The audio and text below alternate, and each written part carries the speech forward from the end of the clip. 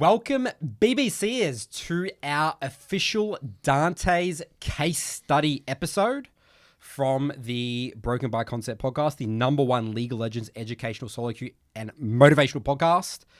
This has been highly requested from our community. Dantes, he's doing his ADC challenge, his arc. Let's start off with our listeners who don't know who Dantes is. Who is he? What's going on here? So Charlie, Curtis, let's get started with this. Right. So, as most of you probably know, Dantes is known as a Hecarim OTP, right? He's reached Challenger multiple times on multiple servers. He's hit Challenger every season, so he claims. I couldn't find all the screenshots, but trusting that, he is a Challenger Hecarim player, very well proven. Streams all of his games on stream as well. Here's a screenshot here of him getting Challenger in Korea. Another thing, guys, about Dantes, he plays a lot of video games. As you can see in this little example, 300 games played in 10 days. That's 30 games a day, 29 games a day that he plays. And this is pretty consistent. His streams on Twitch length anywhere from like 8 to 15 hours the majority of the time. So he spams a lot of games. And a big part of the podcast, people, listeners, we are very big on less games, higher intensity, defining what high intensity League of Legends gameplay looks like. We have our 3-block process that Curtis and I and Charlie have sort of coined here. Now, this is the 8th edition of our case study episodes. We've done case study episodes on Nice. We've done Ludwig. We've done some Redditors, some Emerald players. This is our 8th episode, and let's talk a bit about what these case studies are, guys, and why we do these.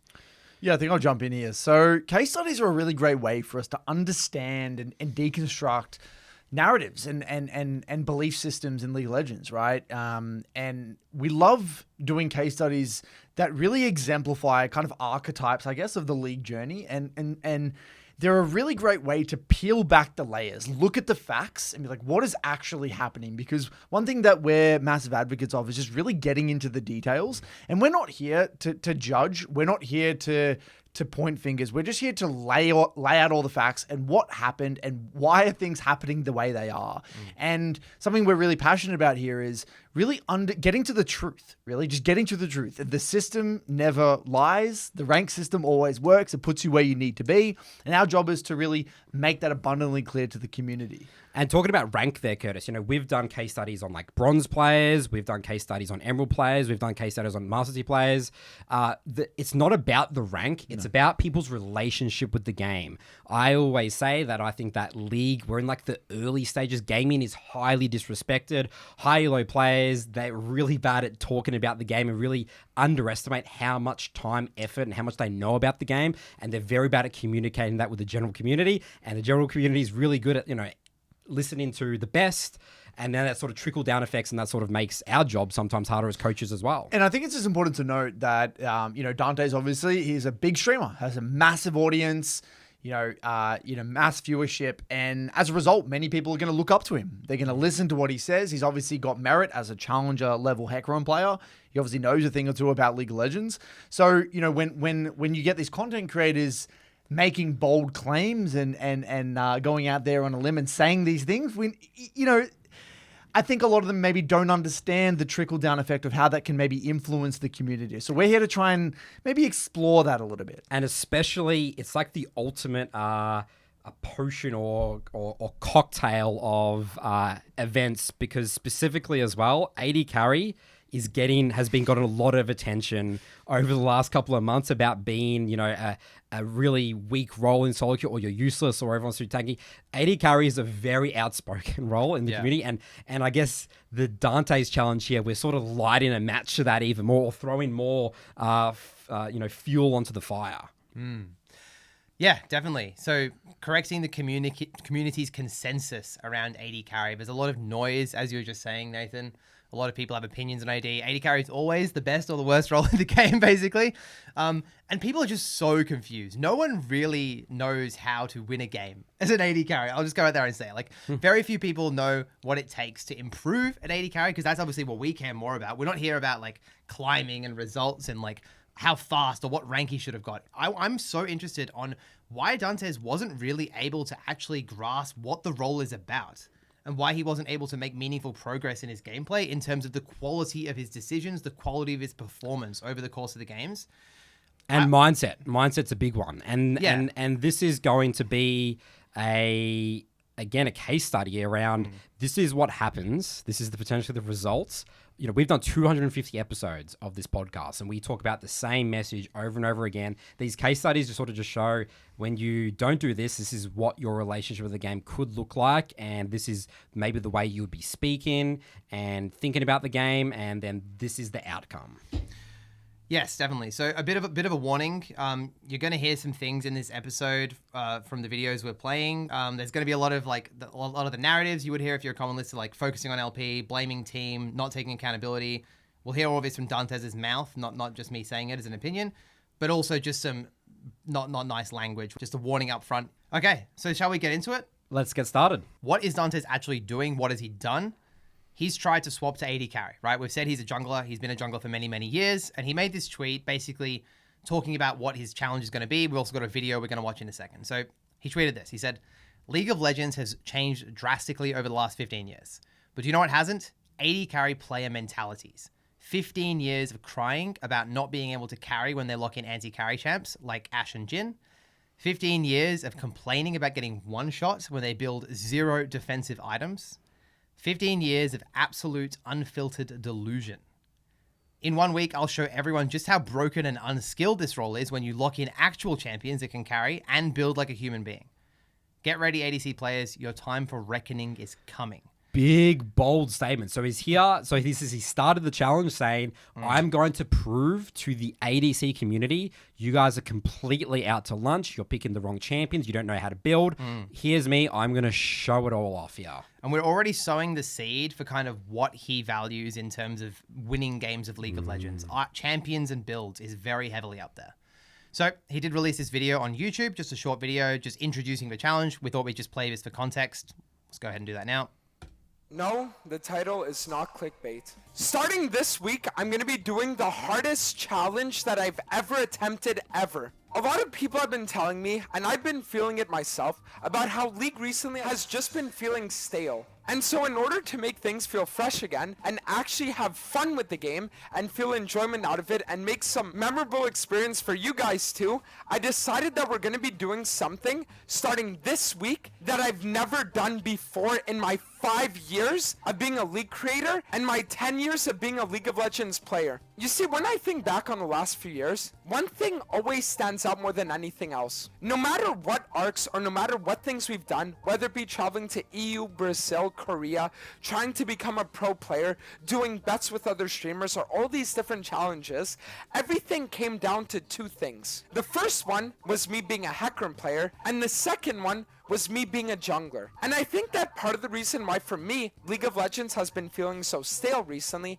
is because I've been doing the same thing for so long. So that's why starting Monday on my Twitch streams, I'm going to be doing an ADC challenge. Over the last few days, I've been working at improving on ADC, and now that I have a decent champ pool in mind, I'm ready to take it into ranked on a fresh account. So every week you guys are going to be getting videos documenting my ADC climb, where I'm going to be doing a full role swap, full champion swap, and fully embracing the ADC role. And I'm going to be honest with you guys, the reason why I wanted to do this was because for years we've been hearing ADCs complain. They talk about how the role sucks, they have no agency, they do no damage, they get one shot. So what I'm going to do is I'm going to prove them all wrong. I'm going to prove to them that you can actually play ADC in a way where you don't get one shot if you build different items, and that you can actually have agency over the game and still carry and be able to 1v9. So you guys can expect a bunch of content of not only solo queue games, but also coaching. Your guys' favorite ADC creators are hopefully going to help me out with my climb, and similar to the Kayn training arc that we did, we're going to be having multiple of those with a plethora of ADCs. So if there are any ADCs that you guys specifically want to see and any streamer coaches that you guys want to coach me on them, then let me know in the comments and I'll see if I can get some of them in. I don't know if we're going to hit Challenger. I don't know if we're even going to make it to Masters. But what I do know is that the next few weeks will be nothing but banger content and great vibes, not only on the streams, but also for the YouTube. We're still going to be mixing variety playthroughs every few days, like the videos you guys have been seeing with either Schedule 1 or with the anime game we recently did. But when it's not variety, it will be ADC as well as coaching content. So we have a lot of fun lined up for the next few weeks, and I'm just hoping that this is going to be as enjoyable as I hope it will. Hope to see you guys all tuning in for the videos, and maybe even some of you on the streams, and I'll catch you guys all when the videos start releasing. I'm so hyped from that video. Let's go, Dantes. Let's get in. Let's AD carry it up. Big, bold claims. Very confident, saying I am very confident that I can prove the AD carry community wrong. So I always love when people throw out bold claims out there, and let's just go at it. Yeah, and he said he wants to enjoy it, right? That was something he repeated multiple times there. He wanted to have a good time, wanted to provide some entertaining content for people. Not necessarily language around learning the role, more about climbing. Yeah. He used the word climb a few times, but And so he's sounds hyping like it up. He wants to climb. Yeah. I don't actually blame him for that language use. It makes sense. He wants to climb in the role. He wants to make progress. But yeah, I mean, that kind of sows the seeds, kind of straightforward. What we're going to do now is we're going to be reacting to a couple of different of his videos throughout this episode. We're also going to look at some of his actual gameplay, right? We're going to start by looking at a short part of his gameplay. This is not cherry picked. I've watched probably about 25 hours of Dantes AD carry in preparation for this. This is a very, very accurate way he plays the game. We're going to do a short review, and then we're going to look at a quick how he reviews his own process, his own games, and then we're going to get back into reacting to some of his content. So we'll go ahead and look at some of his gameplay now. Okay, so we're starting off with a Draven game, Emerald 2, North American server. Anything to start with here, Charles, before we get into it? Anything we need to know about? Do we need to start talking about Draven, champ identity, and all that? Yeah, we can definitely get into that. Maybe a little bit later when we go into full detail. Like, for now, all you guys really need to know is that this is his most played champion. It was a champion that he had a 60% win rate-ish. We'll put the OPG on the screen now. Throughout the whole climb, it was the one he had the most success with. He had a couple of negative win rate champions. This is the one he definitely committed the most time into. So I thought it was only fair that we showed the Draven games today.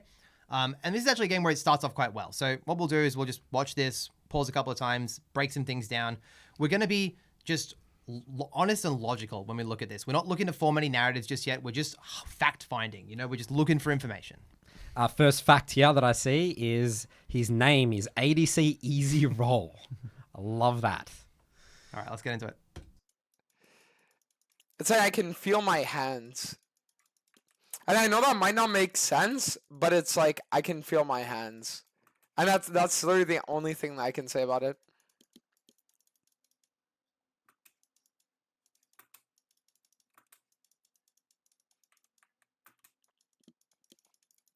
Alright, let's see new here.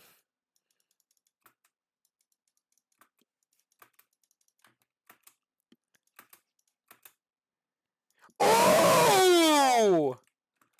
Wait, that's a double. Oh my god, no, this is a double actually.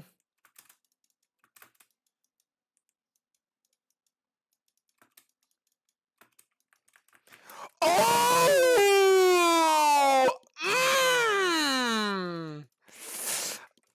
So we'll just mute it. Pretty nice double kill, right? Like, definitely knows how to deal damage on Draven. I think something I want to mention right at the top, like, he reached Diamond in the journey. He knows some things about AD carry. Diamond is a great rank. Very respectable.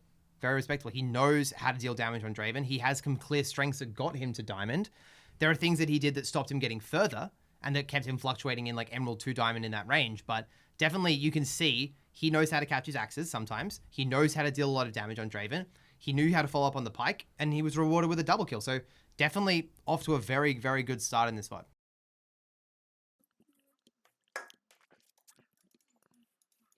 What I think is that the government and the pharmaceuticals and everyone's lying to us about everything, so who gives a fuck? That's what. We'll just mute that there. Just keep watching, I think. He goes on a lot of little tangents in the VOD sometimes. I'll unmute that in just a moment. Some commentary. So first thing is Xin Zhao Jungle. There is a map cover. I forgot to say Yeah. that. There's a map cover. We can't really see exactly what's going on, but this is the perfect thing about Draven. The wave's bouncing back. Let's see what happens. Oh, it's not schizo. The real schizos are the people that think that the government's purpose is anything other than remaining in control. Thank you, Dantes. So he got the wave on his side, going for an all-in. Oh, I mean, I could have actually, like, maybe used my pot there, but I think that's okay. Losing this wave is really going to hurt, though. Big death. Yeah. So what we'll see a lot of is like he's very kill hungry, right? Very, very kill hungry. He views Draven specifically as a champion that just wants to get kills, which very good at getting kills, right? It makes sense. He's not valuing his life, right? That's a common trend we're going to see, and it's such boring advice. It's advice that he actually gets quite emotional about getting as well. I've watched some of the coachings, and I've watched like his opinion on the role, which we'll see later in the video as well. I don't want to say it as an opinion. It comes from him. He doesn't like the idea of not dying. You think it's bad advice? It's boring. It's lazy advice. He doesn't even enjoy, as we'll get, he doesn't enjoy the idea of being an AD carry but doesn't die. So he's not incentivized to do it, in his own words, right? So this kind of playstyle of like fighting in a big wave, instantly going for kills, not even really considering ever as an option to not chase forward after the Seraphine kill, maybe just taking the one kill, maybe dealing some damage, a bit of in and out, as you would say, Nathan, like deal some damage, run back a bit, go back in. Small wins. Never that mindset. Always full hit, all in. And this is the kind of mistakes that come from that, right? And like dying like this is just completely unacceptable. And he understands that to some extent, but he also brushes it off. We'll come back to this in the review though, because like this is obviously a very big deal, like borderline end of review level mistake, honestly. Yeah, Well, in this case, it's a massive death. We lose what, like two whole waves for that completely, and for no reason really. Where we didn't need to chase there. You know, the Jhin was zoned. We're in a completely fine situation. The experience is really important in League of Legends, you know? So if he died here with no minion wave or the wave pushed in, not as bad of a death, but you can't just brush over a death where you lose, especially as an AD carry. I mean, I'm going to say all roles. Mid and top, right? This is borderline end of review. This is a massive wave, amount of experience he's losing. Okay, let's see what happens next. Like, that actually really hurts.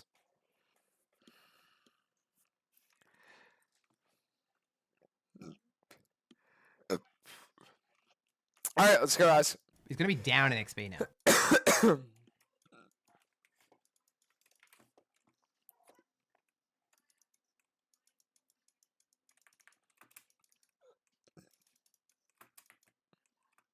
Okay, so we can't totally see it on the minimap, but yeah, Pyke has just gone in.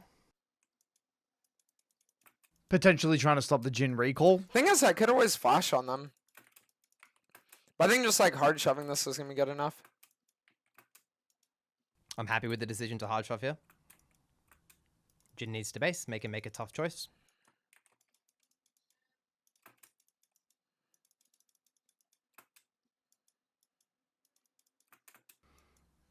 Oh, I wish there was no map cover here. This would have been nice. I have no idea what Xin Xiao is. What do you think about shoving this wave, Charles? Guys, my Nocturne doesn't even know how his champion's kit works.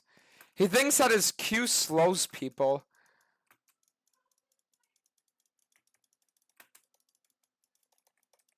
I think I might be dead here.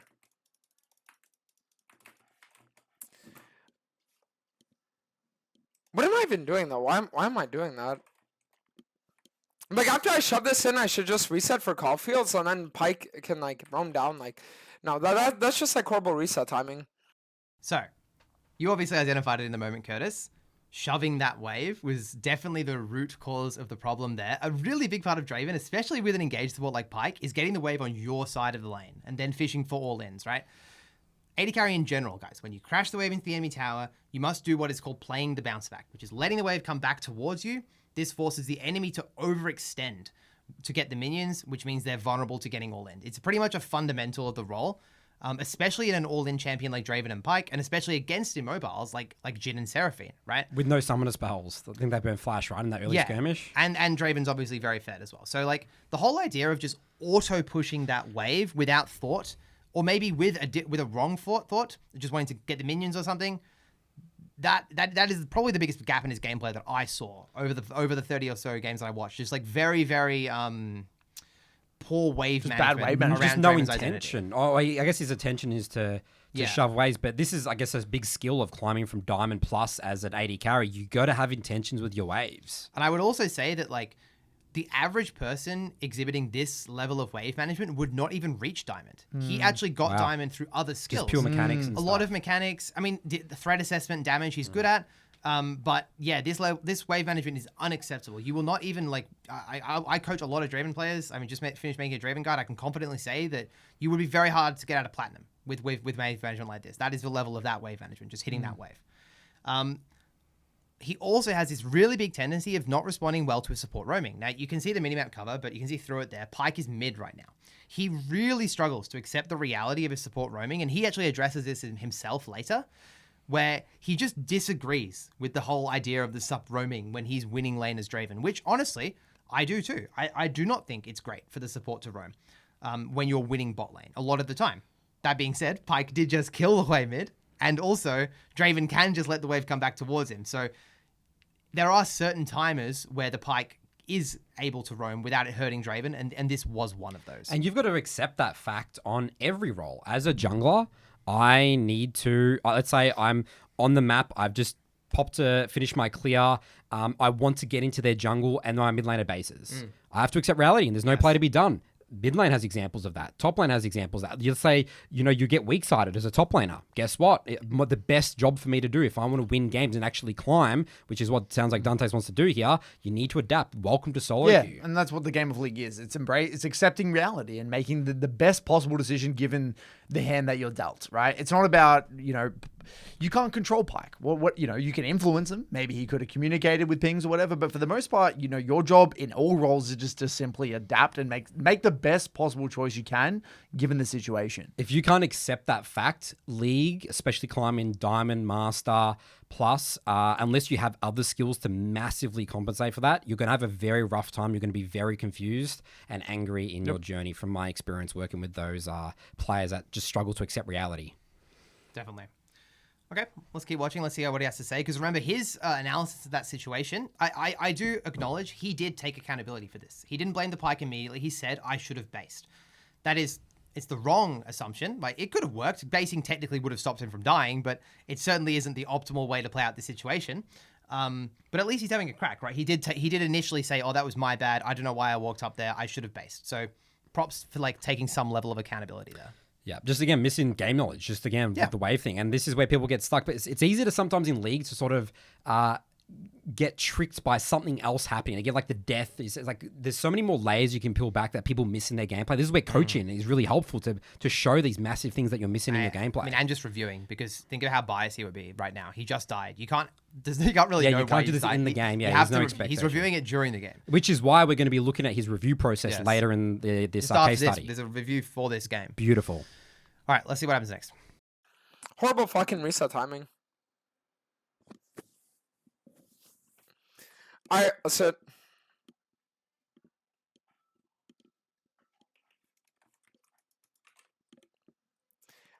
chat. What is this, dude? Dude, can you get cancer? Ascent Super on Draven? Yeah, I want to try to build Ascent Super Trinity Force into LDR Bloodmail.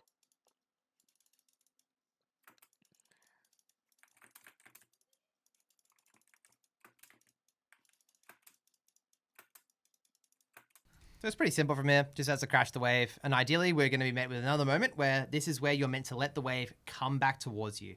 Beautiful situation. Crash, play the bounce back, make them overextend. And in this case, I think Nocturne also just killed top laner, so it's actually a really good opportunity just to let the wave come out, right? Yep. But again, he's just smashing the wave.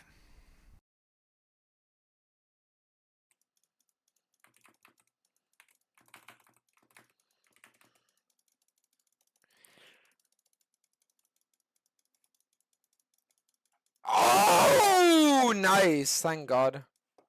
I kind of want to say just because I really want to get Essence Server. 500 IQ bait. Oh, this is so fun to watch for me. So, Charlie, you've done a lot of the prep work here, Bro, but for me, this is like skip the first crap. time. Come bot, bro. I'm watching this for the first time, and this is fun. This is this is interesting. This is what we see every day in our coaching Wow. sessions, right? This is another day at the office for us. Holy moly! Yeah, we gotta hear what he says about All right, this. okay. Like, they're both dead right now. I just need to make sure I don't die along with them. Should I like should I like get fucking shot in the head? Is that what needs to happen? Like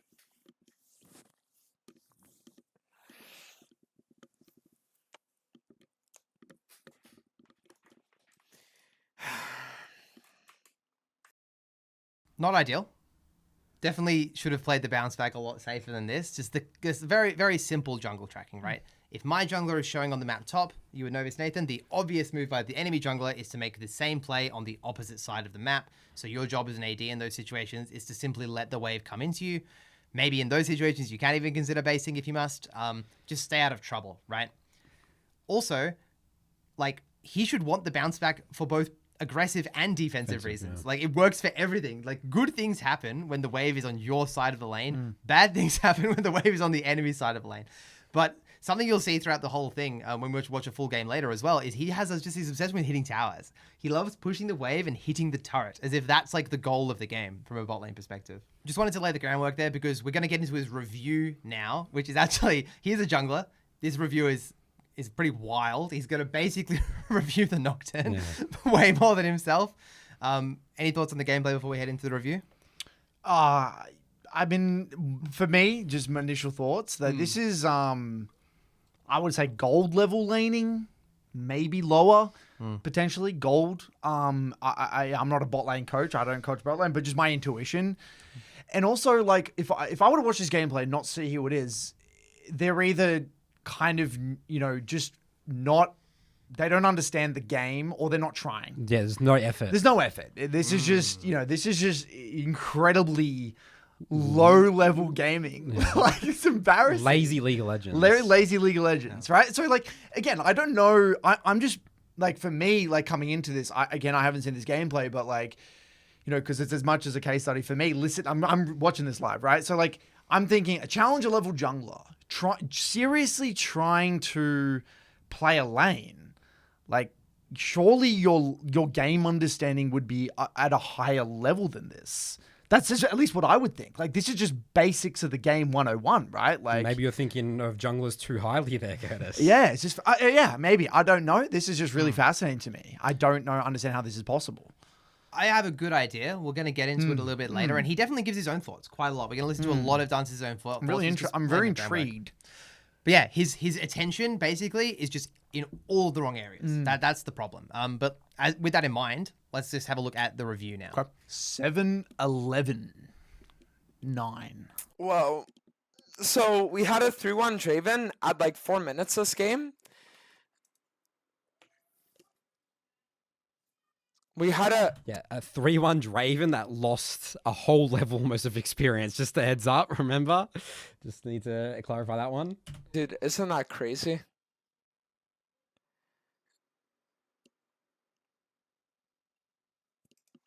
Wow. Guys, type one if I should actually get in a Discord call with the Nocturne. I think it would actually be like god tier content. Wonder what he's gonna say. Bro, can this guy please add me? He doesn't. But guys, I need to like show you actually the craziest thing ever. I was gonna say. No. Like, I swear when you see this, you're That was a not smart gonna move believe from what the you're jungler witnessing, there. but it's like actually what happened this game. Yeah, good example why you don't accept teammates' friend requests after you lose a game. Doesn't matter I what want you to role you're look at playing. Nocturne's movement on the map. You're not gonna believe it. No way. Watch this. Camera centered on Nocturne. Wow. First things first, I love when my junglers clear towards fucking top lane because they're disgusting fucking retarded pieces of shit that suck at the game. I love when they do that. So, clears upwards, right? And now it gets funny. Check this out.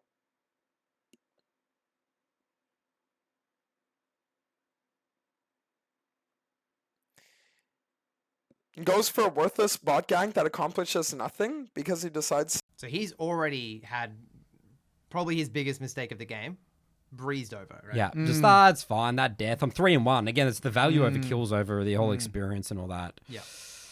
Wow. The prio crab over bot gank, right? So I mean, crab over bot gank. yeah. Just comment on that one. Cryo, yeah, I see. So yeah, I mean, we're going over his review process. As we see, it's nothing about him. No apparently, accountability, yeah. Apparently, Mr. Dantes Draven here has played really good. This is all the Nocturne's fault. And yeah, I think the Nocturne that clear. I could say a lot about this Nocturne as well, but this is not how you improve the game, guys. But also as well, there's a reason why this Nocturne is Nocturne's Emerald. exactly you know what I right. mean? Like he's an Emerald player. I mean, like, Yeah, it's like. Nocturne's shit. having a crack. Come on, Dantes. You're the challenger player. Come in, learn how to carry. Where's your standards? Like, you should have higher standards for yourself over this Emerald Nocturne. Yeah. It's very much beating down the little kid I here in a can't way. tell if this is serious or not. Was it for entertainment? yeah, if this is he just putting on like a clown face or some shit? He's just trying to be entertaining. I don't know who would enjoy this sort of content. I can't understand I don't really understand the mental framework that the mindset you have to be in to find this enjoyable. But that all aside, that's subjective, right? Like there's just no accountability. Like you've already griefed your lane individually without whether Nocturne, whatever path Nocturne did, right? That had nothing to do with the wave management. The way you played around your Pyke, the death with the stacked wave onto your tower. Like these are the things that are in your control. This is a really like.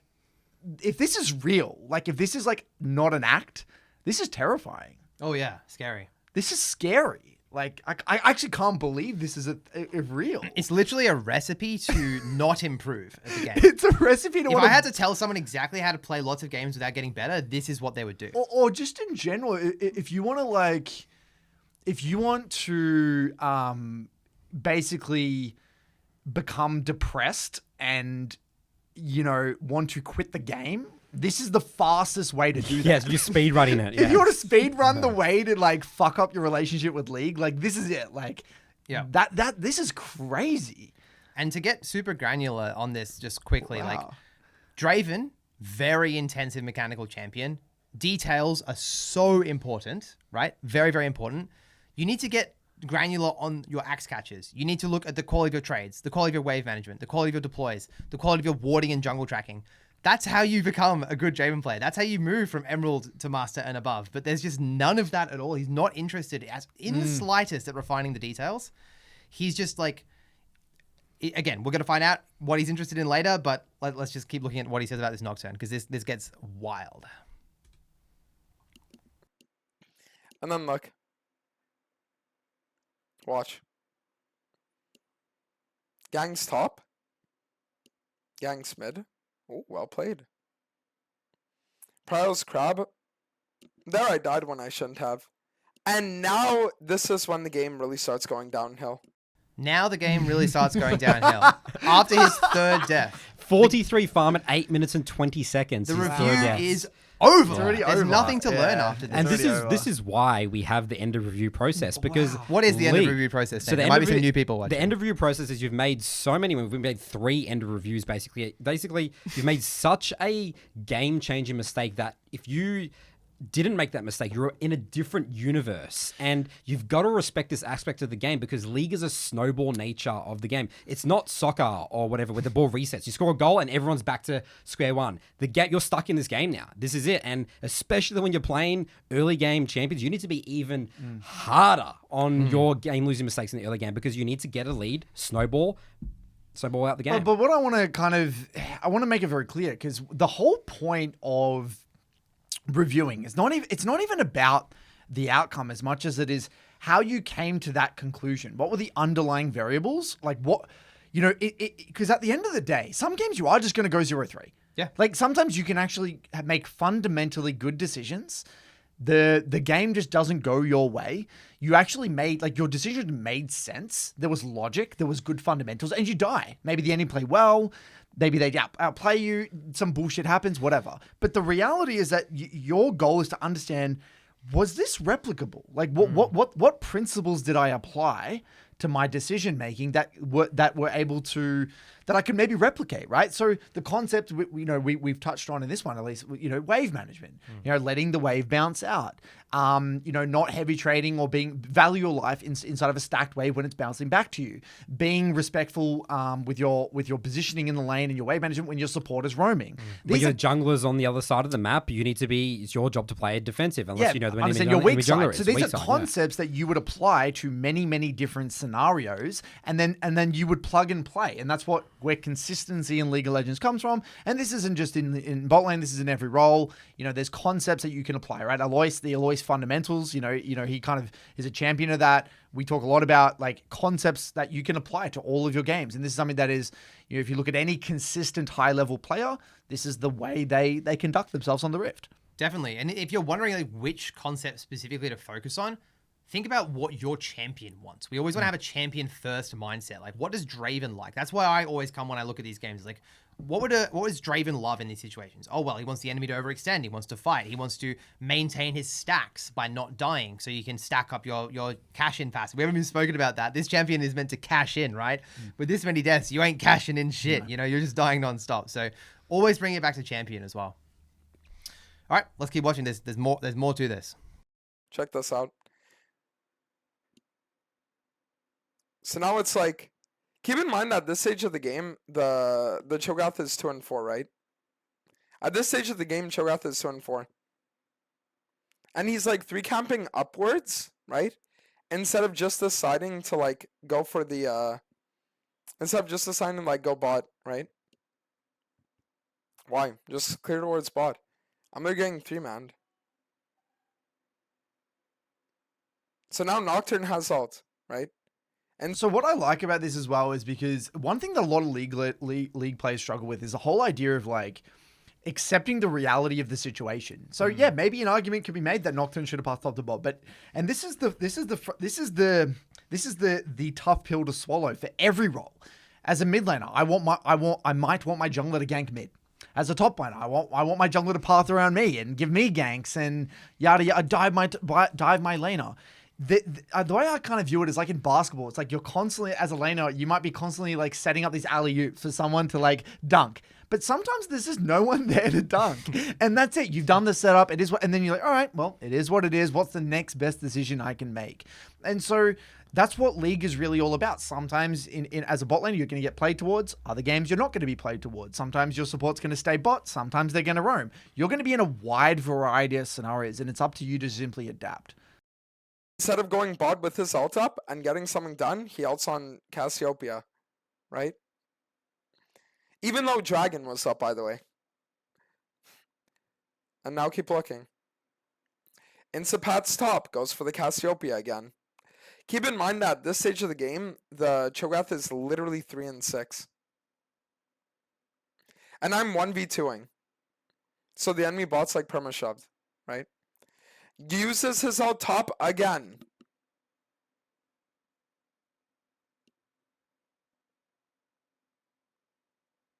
Ults in, dies. Great. Wow, we're going deep, man. We're watching the yeah, whole it's thing. just the Nocturne Ults on review. the It's just the Holy. Nocturne review. I mean, we get Then it, gets man. on the dragon late. We get it. Enemy gets third drag. So now we're at this stage in the game where it's like, yes, our jungler's 6-1, right? Yes, our jungler's 6-1. But it's like the only thing he was doing all game was playing for top lane kills that translate into nothing. Right? I love this like standing up and like it's like we're letting lectured. Yeah. And what's why are we even looking at this point? We got 8 deaths by 20 minutes. Like, even why the review should have ended at that second death.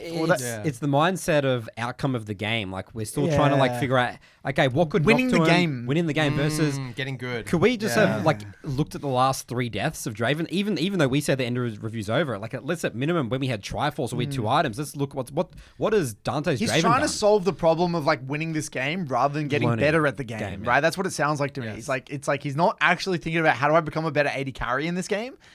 It's about how do I just win this game. Well, that's not the challenge. The challenge was to climb as an AD carry. So every game, he's just trying to climb. He's just finished the challenge. He's got to climb. He's not trying to learn the role. Interesting. And then also, how can I be a victim here to the Nocturne and just be like, okay, this Nocturne here is the reason why I didn't win this game, and here's the reason I'm not climbing. That is a very relieving thing for people to think after a game, because I'm not the problem, I'm just the victim. The victim mindset is very powerful in League of Legends, and we're seeing it demonstrated here. Absolutely. And also, just, Curtis, you're a big champion of this. Like, a lot of frustration comes from confusion. So what he's doing is he's leaning on what he knows. He is a challenger jungler. He knows jungle. He knows how to review the jungle game in terms of win cons. Because yeah, maybe he's got some truth. Obviously, the Nocturne's not doing terribly, guys. Like, that Nocturne's running around killing people while you're dying 8 times. But, like, there might be some truth to it in terms of win con 100%. assessment. But that's useless to you right now. You are not the Nocturne. You're doing an AD carry challenge. You need to have this same level of introspection around the new role, which you probably don't have the skill set to do, which is fine, but at least have a crack, right? We don't expect challenger level reviews. What I again, at the end of the day, we maybe as we see more of his stream, I mean, for me, I'm really looking to psychoanalyze him, but just more broadly, like I'm thinking like the average like gold AD carry player that is watching this and being like, yeah, my jungler passed away from me too. Fuck those guys. Like, you know what I mean? Like you remember, we're looking at this as people who understand how to improve at the game. Most people in League, and as egotistical as this sounds, don't understand how to improve at League. Like, improving at League is actually it's not intuitive for a lot of people. It's actually very complicated. The game is incredibly complex. So this is just throwing shit in the mix. Like, this is like, climbing is already hard enough. Like, this is just making it way harder for 80 carries out there. It is. And I will say, as the jungle coach here, because I have to throw that in there, Dante's mentioned, Nocturne 6-1, he must be doing well. Yet Nocturne's review was over many, many times as well. You wouldn't even review past the point for Nocturne here anyway. So I'm even concerned about his jungle review process. It's already over for Nocturne. Yeah. 6-1 means nothing to me here because He didn't set up a win con. It's a 0 win con, and yes, he didn't play for bot, which is meant to be what he's doing. So, but yeah, you stop. It's done. We're moving on here. Even if you're reviewing It's from like Nocturne, you're bashing a dead body. It's like, even if we just want to review from Nocturne's perspective, it's already over. But we're still going to keep going. We got one No more juicy way. minute. One more minute of this review. here we He's go. still doing his TED Talk. We have to keep hurts. listening. Okay.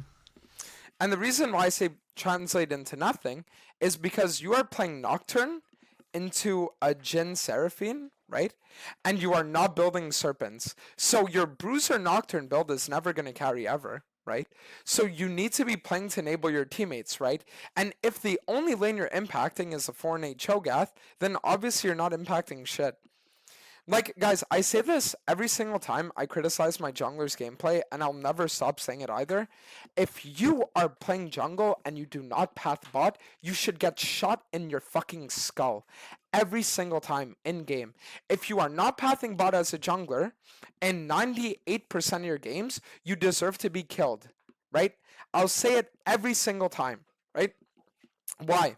Because bot lane enables dragons, and if the enemy jungler gets dragons and you don't, then GG, your team's just gonna lose because now you got out jungled. Like, people don't understand that 90% of the times getting out jungled doesn't mean that the enemy got more ganks off. Doesn't mean that they have higher CS, and it doesn't even mean that they were camping certain lanes. Getting out jungled literally just means losing dragons. Literally. Okay, so big bold statement again from Dantes. Definitely had to bleep a lot of that. But look, that's just sowing the seeds.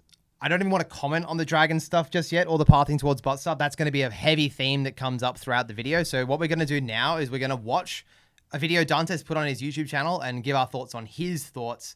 This was midway through his climb. If you've never played ADC before, then by the end of this video, you'll feel like you have. For the last 3 weeks, I've been playing on a fresh account where I've gone through all the elos from Iron all the way up until Diamond, playing only ADC. Throughout that time, I've never duoed a single time, I've never played with any other player, and I have only locked in stereotypical bot lane picks. Apart from the 4 games I played Dr. Mundo, of course. And yes, after having a day that felt like a fever dream and inting almost every single game, I did end up getting rank restricted as well. So, we're just going to take a quick look at the ban that Dantes got. He tweeted out this when he got banned. He got banned for, I think it was chat restricted because there's some chat logs in this situation here. He also shows his match history where he has 0-9, 11 deaths, 0-8, 9 deaths. A lot of high deaths, so potentially this could have been from the deaths as well. Definitely, as he would call it, a fever dream of a match history right there. This is what he says is, after 22 days of playing AD carry, it happened. I got rank restricted. I can't even focus on the games I play because whenever I see my jungler pathing top, I want to slam my head against the wall repeatedly. So as a result, I'm going to become the jungler this weekend. And then he goes to talk about how he's going to play some jungle while he's rank restricted on that account. So again, very heavily focused on the jungler. The jungler is why he got banned. And and now he's going to go play jungle. But Okay. let's just go. You So, got any thoughts so on he- this? yeah, so he's blamed the jungler. He's obviously got into lots of typing and essays to his jungler. Why again the jungler's losing him the game because for some reason Dantes is holding Emerald junglers to the standard of challenger junglers, which is it's not going to work. What I'm gonna do today for you guys is I'm gonna give you guys my unfiltered experience as an ADC player and really let you guys know what playing the role is actually like. To start things off, I haven't played lane in years. The last time I was a laner was back in Season 10 when I was a lane Hecarim one-trick and I used to play Hecarim mid and top. I was able to hit a peak of Grandmaster 300 LP, but every champion I played besides Hecarim had a legitimate 30% win rate. And that's just for laning. When it comes to playing ADC, the last time I consistently played ADC was back in Season 5 when I used to be a Nard top and a Jinx bot 2-trick. So, as you can tell going into this challenge, I didn't really know what to expect. My thoughts were that ADC was an easy role piloted by crybabies that would just get mad when their support left the lane. And as a result, I thought that if I just played a bunch of games, played mechanically well, which I knew I was able to do on Hecarim, and then also built items that increase survivability, I thought I'd be good. My approach to playing ADC was that of a bruiser player's mindset of what I don't want to see when I see an ADC on the enemy team. If I see somebody building Berserker's Greaves and a bunch of crit items, I'm happy. Why? Because they're easy to kill. But then when they build things like Steel Caps or Bruiser items, they become infinitely harder to kill, and they make my job way harder as a bruiser. So I thought going into this challenge that if I played ADCs like bruisers, and I just built them kind of tanky, then I'd be able to breeze through every elo and 1v9 every game. Let's just say I got a bit of a reality check. And So, before we break down what the reality check was, his initial thoughts, very, very focused on strategy, playstyle, item builds, all the wrong shit, right? He actually used the word just. He said, if I just built tanky items and played and just had good mechanics, I would breeze through every elo. What a terrible expectation to approach a role swap with. It's just like a Lack of respect for the role and Yes. and getting into the details. Yeah, it's just like this brain dead. What kind of not only example are you setting for others, but what examples are you trying to base your own gameplay off here? If you look at good AD carries in the world, they're all building Berserker Greaves, mate. There are AD carries that permanently hit rank 1 on every server. They're building full crit. They're also focusing on the details of their trading, their micro, their early game, very, very lane dominant stuff. And he's just talking about being unkillable at in the mid game or something. So, and specifically as well, it seems it's very much me against the world mindset. He's viewing the AD carry role from his perspective as just a Hecarim jungler. It's like he's hard to kill, but an ADC building that way, you do no damage. yeah. In specific niche moments, yes, you're going to be hard to kill, but the rest of the game is going to be miserable to play for as the AD carry. It's a very lazy binary, narrow focused view of what is annoying to play against, but that's just not the reality of League. Yeah, I don't know. I feel really kind of, it's hard for me to just want to talk about this because it's so childlike. It's we're just gonna listen, there's some jungler coming in, some Hecarim OTP gonna reinvent the wheel in 80 carat. You know nothing about how egotistical do you have to be?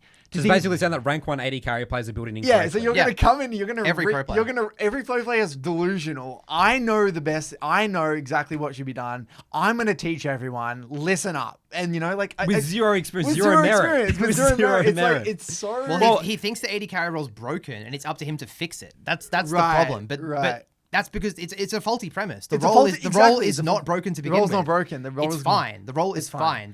You can win games as AD. There's Because one on every team. What this reminds me of, we actually spoke about this on the OTP episode, where OTPs have a very warped view of the game because they think of I can imagine he would have had these moments where he's versing a plated steel caps fed Triforce Corki. Yeah. And he's going in there on the Corki. The Corki Valks away, takes no damage, and he's like, oh my god, this is broken. position, and then like he's got this like vision of his mind about what Niche little scenario. a niche little scenario, and we all do that. We're all guilty of that. Like we Yes. all have mains, and we know like there's a champ that we think is overpowered just because like it's specific. That interaction does well into our main, Yes. right? So if you're like an Ari main, it's like you're gonna think Yasuo is broken, you know. Whereas if you play like Galio or something, it's like whatever, you know.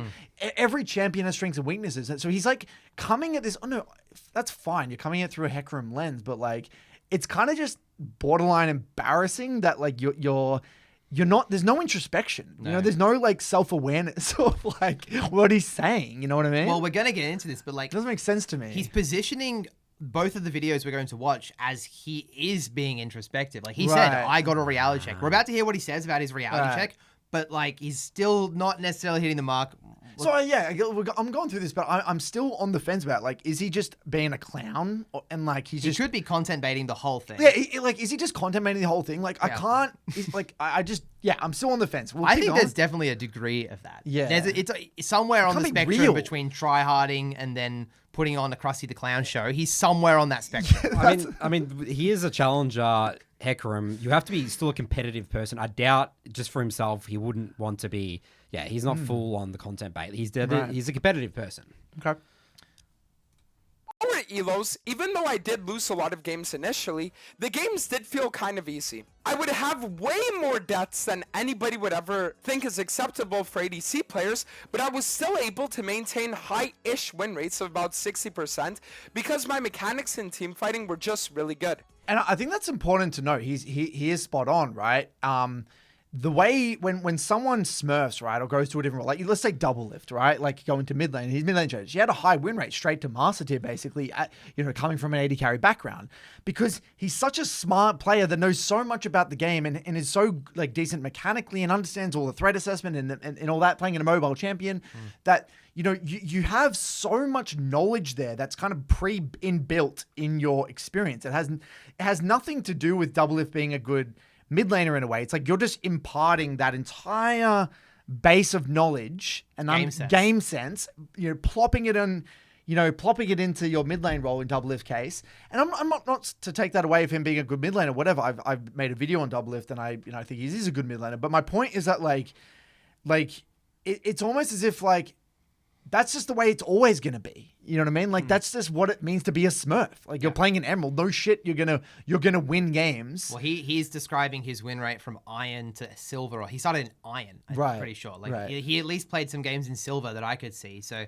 very, very lower ranked. I mean, that win rate isn't even high for that rank. I mean, we've seen from his gameplay that it kind of aligns, but It aligns, yeah. But yeah, like he obviously he's right. He's good introspection in this respect. That is why you were winning. You've got correct. certain skills that are up here and then other skills that are down here. And Yes. that's what leads to that inconsistency.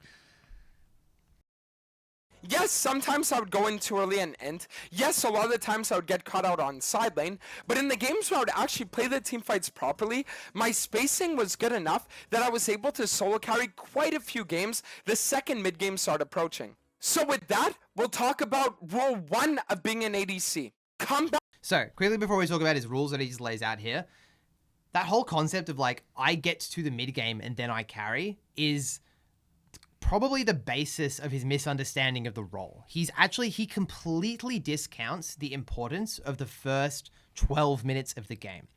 And that is where, when I coach lower ranked players in Emerald and below, and even above that, oftentimes, that is where the focus is. A lot of focus on early game. Like, mid game is important as well in other ways, but you have to have a solid foundation for your game. And he literally disrespected that from minute 1. He was, as he quoted, he goes on to say it later, he was like ruining games, but he would 1v9 later because he team fought well. That is a terrible way to improve at the AD carry role, and it's going to lead to a lot of confusion because that's how he views the role. It's like, oh, I'm a scaling champ, I used to carry later. It's a very outdated way of viewing the game. Terribly outdated. And turn it around a little bit. If we just have an okay to maybe pretty good to a little bit good early game, imagine how easy the mid games now become for us. It's just going to be rolling over, right? Yeah. So why put yourself in a situation where you have to perfectly mechanics max in the mid game? You don't need to do that. If you actually watch any challenger AD carry player, there's actually very little just flat out fighting front to back. There's so many other things that they're good at in terms of their gameplay. Yep. The game, that's not how League works and solo queue works. Backs are possible. The biggest thing that I learned about being an ADC player for a little while is that if your laning phase goes badly, it does not mean the game is over. Since AD carries are typically expected to position well and play off their teammates engage and play off other people going in, it makes it so that you'll have quite a few opportunities within a game where if you can just bide your time, you can find a random triple kill, get enough gold through shutdowns to get more gold than the enemy AD carry, and then from that point on just take over the entire game. The amount of games where I was literally going 0-8, 0-9, but I would be able to find that one team fight that just gave me shutdown, so it put me ahead of the enemy ADC, would probably account for about 40 to 50% of my wins. And this Crazy levels of introspection as well. Like the fact that he acknowledges that and then still doesn't want to change it because he's like saying that it worked. He's like saying that I won even though I entered most of my games. So why would I not just keep doing that to some extent? He's kind of mentally justifying his behavior in that way. Okay, so I can kind of read now what he's thinking. So what he's failing to understand is that the only reason that he's able to go 0-8 and win a game is because of him being a challenger Hecarim player and all that knowledge that he's accrued about the game, right? The average diamond player going 0-8 is never going to win in mid game because they don't have that knowledge. They don't have that game knowledge. That's nothing about the AD carry role, right? That's not about the AD carry role at all. That's just, you could do that on any role. Like if you're, you know what I mean? If you have a shocking early game as a scaling jungler and the game stalls out and you're a smurf, you know, I could, put me on a 0-6 game as Karthus and the game stalls out to 35 minutes. No shit. I could probably win a game in Emeralds. You know, that's off like one team fight. Yeah, exactly right. So that's nothing to do with the AD carry role. So, and the reason, and you can actually prove that, by the way, because name one high elo AD carry that is their rank because they go 0-8 in the early game and they pop off in mid game. It doesn't happen. No. That's not the way the game works. And that's not how a Diamond ADC player climbs through Diamond as well. Exactly right. With Diamond game knowledge. It's the warp. And all that. It's this whole this is why these Smurf challenges are so unless you have an in-depth understanding of you're actually you understand your situation, you have that in-depth level of introspection, and you understand what your skill set is. You're just spitting bullshit because you don't understand. You don't understand what your skill set actually is. It's misinformation. It's literally misinformation because all you got to do is hang in there, guys. Get to 0-8 and then rule 1 of AD carry. Hang in there. Comebacks are possible. All you got to do is look for that random outplay and get that triple kill, and you're just going to win the game. That is just the most out of touch delusional take you could possibly ever hear. Sure, there's the mentality of staying poised and making the enemy sweat for LP, but you don't rely on that. That's like, holy shit, I'm gonna the game is over. I'm just gonna do what I can. It's like the game is already over though. That should be basically your mentality for the most part, So what I referenced here, Nathan, was Tony Rel, who is a challenger Jinx one trick.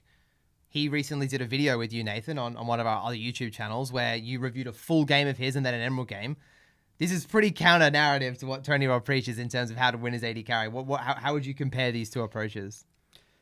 Yeah, I mean, Jinx may be a little bit different champ identity because that was obviously a Jinx thing. But I mean, yeah, still the Tony Rel mindset. I mean, experience in gold, farm, don't ruin the game. As long as you don't ruin the game in the early game, you're always going to be sort of in it. And again, sort of flipping the narrative.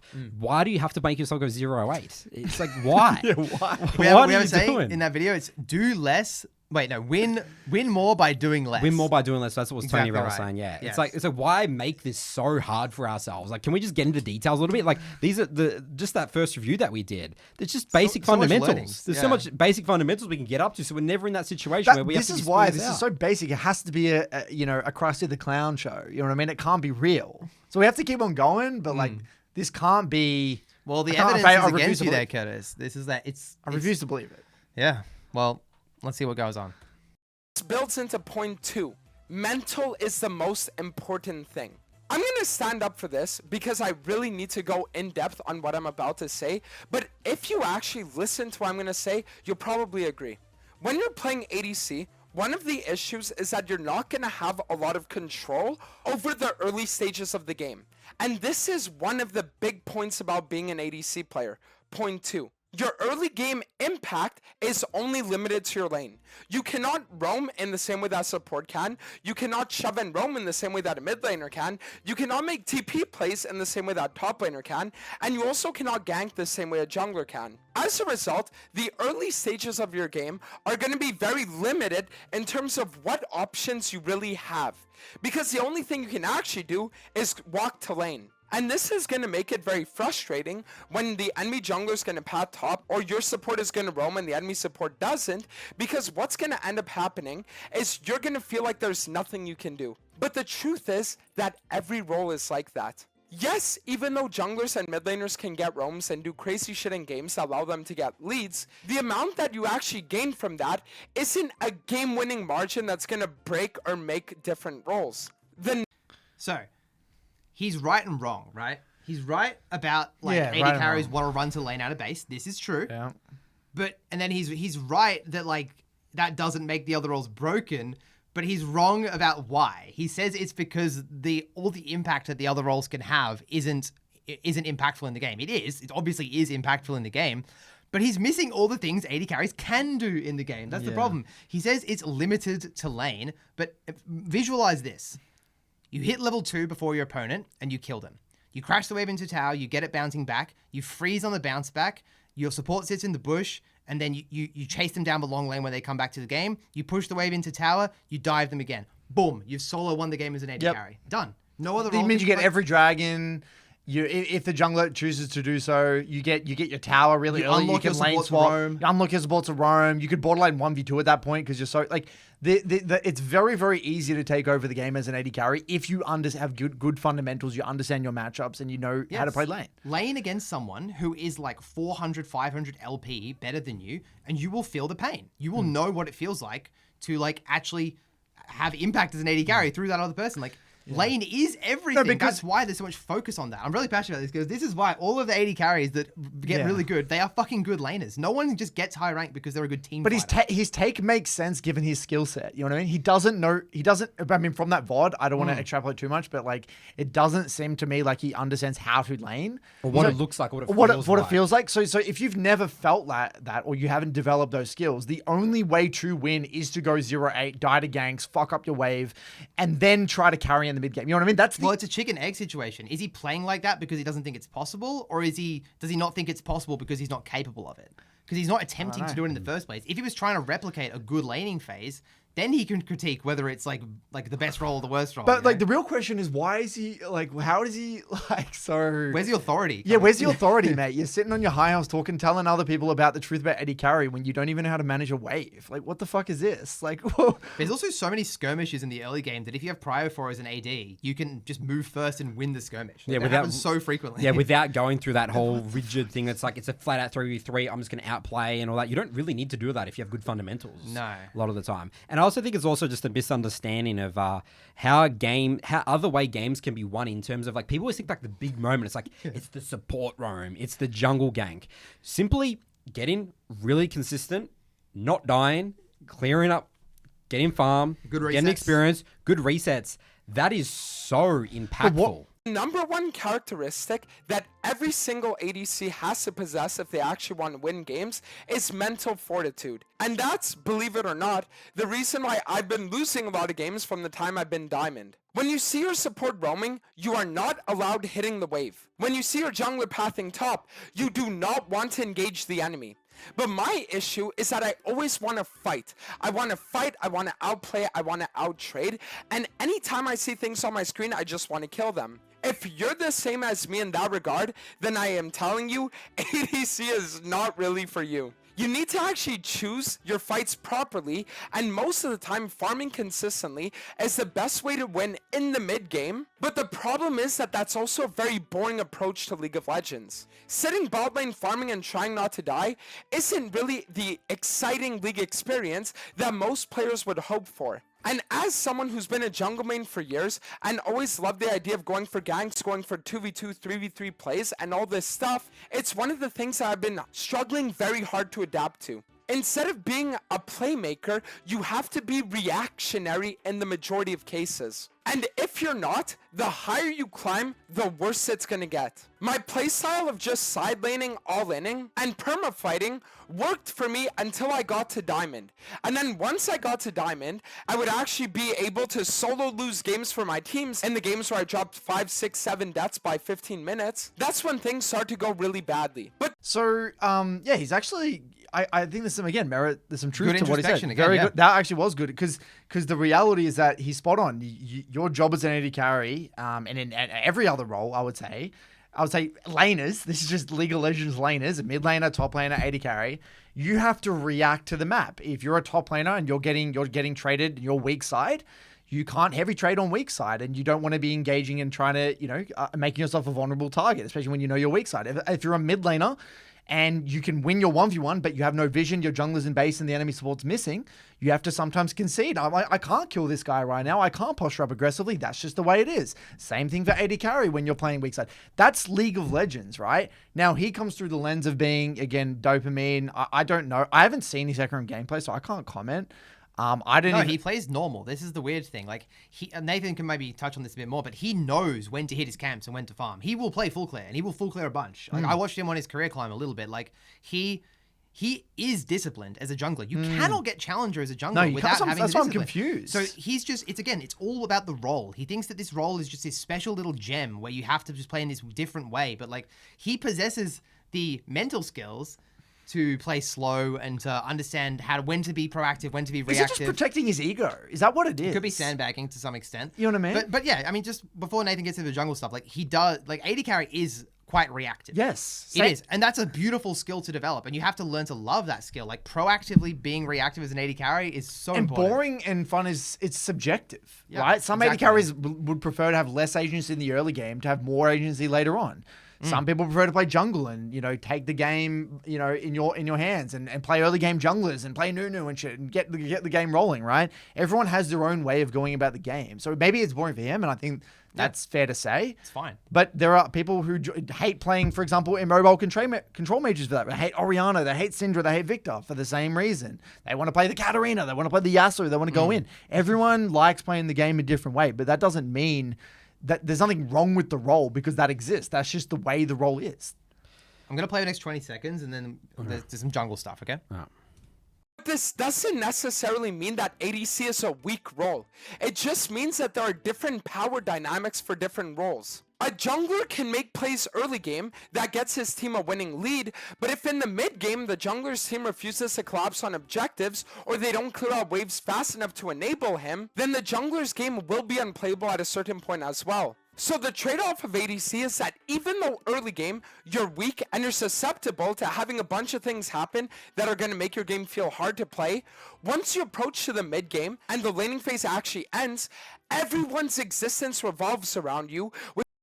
So what was he saying about jungler? He said that like the jungler's job is basically, the jungler is the role that can get ahead early and the AD carry is the role that can carry late, basically is his viewpoint on that. And he said that even if the jungler gets ahead early, you can like be quite fucked over by your team later, just like the AD carry can get fucked over by the team early game. Yeah, I mean, I just hate talking about the game this way. Yeah. In generalities, I hate it. Yeah, you know, like me too. I when I review, you know, a jungle game, there's so many games where it's like we just has to be a full clear into reset and full clear top. We get 0 ganks off, and that's just beautiful, perfect League of Legends. We're playing Wukong, we're playing for our spikes. It depends the type of champion you're playing. Like this is the problem. League is very easy to talk about, but in terms of the execution and getting into the details, that's the thing that the community just doesn't want to get into. It's just so... He says theoretically and he gets it. Yeah. But then you watch his gameplay, it's like... What's going on? It's almost like it's useless knowing it if you can't do it. It's Yeah. actually genuinely just useless. You're filling your brain with something that you're never going to use anyway. Like, But he never fixes it. What he needs to do is he needs to liken hitting his camps to managing the wave. That's what he needs to do. That's the a good way connection to put it. he needs to make. And there's that for every role. There's like top laners that you're sitting there for, you know, let's say your wave gets like frozen on and the junglers don't help it. You need to deal with that situation. There's that same situation for every role. Maybe AD carry has it a bit more than others, but it still exists. It still exists. And how much do you want it to not exist. Go play a different game. Go play Call of Duty. Go play Fortnite, Fortnite or something like exactly. that. That's not what that's what makes a league beautiful. Is that there's timers. There's downtime for a lot of of every role at certain points of the game. And I think that the lane phase is such a yes, it's a really important thing for AD carry, but I think about 4 or 5 item AD carry. Yeah, you have massive highs on an AD carry, and you can just have a steady early game. It's so extreme the way he talks about AD carry. I just don't think it's real. It's fun. I swear to God that every AD carry player doesn't say this is the most unfun. I think AD carries have a blast. We think about all the pro player AD carries that they had a lot of fun in the role. So yeah. Which means that the cards are in your hand. Your team will want to peel you. The enemy team will want to focus you. And the entire game will revolve around which team's ADC is going to die first. So it isn't necessarily that ADC is a weaker role than jungle, for example, is. It's just that ADC players have to be a lot more patient than junglers do in the early stages of the game so that they can actually get to the point where their mid to late game matters. But listen, as a jungle main talking to all the ADCs out there, yes, if your jungler paths top, he is fucking trolling. Junglers should path bot every single game, and if they don't, you have my permission to flame them for not doing it. And that's objectively just not true, right? He keeps saying that. That's stop saying that. That's not, it's so, he's just gaslighting the entire jungle community. You never come into a game deciding where you're going to path without seeing the champ select. But you could pivot. You have to know. You have to be. And there's so much more to that as well. It's Wait. He rants on this for 2 minutes. Oh, let him does he? rant, and then we'll talk about this in 2 minutes. This is one of his pet peeves, okay?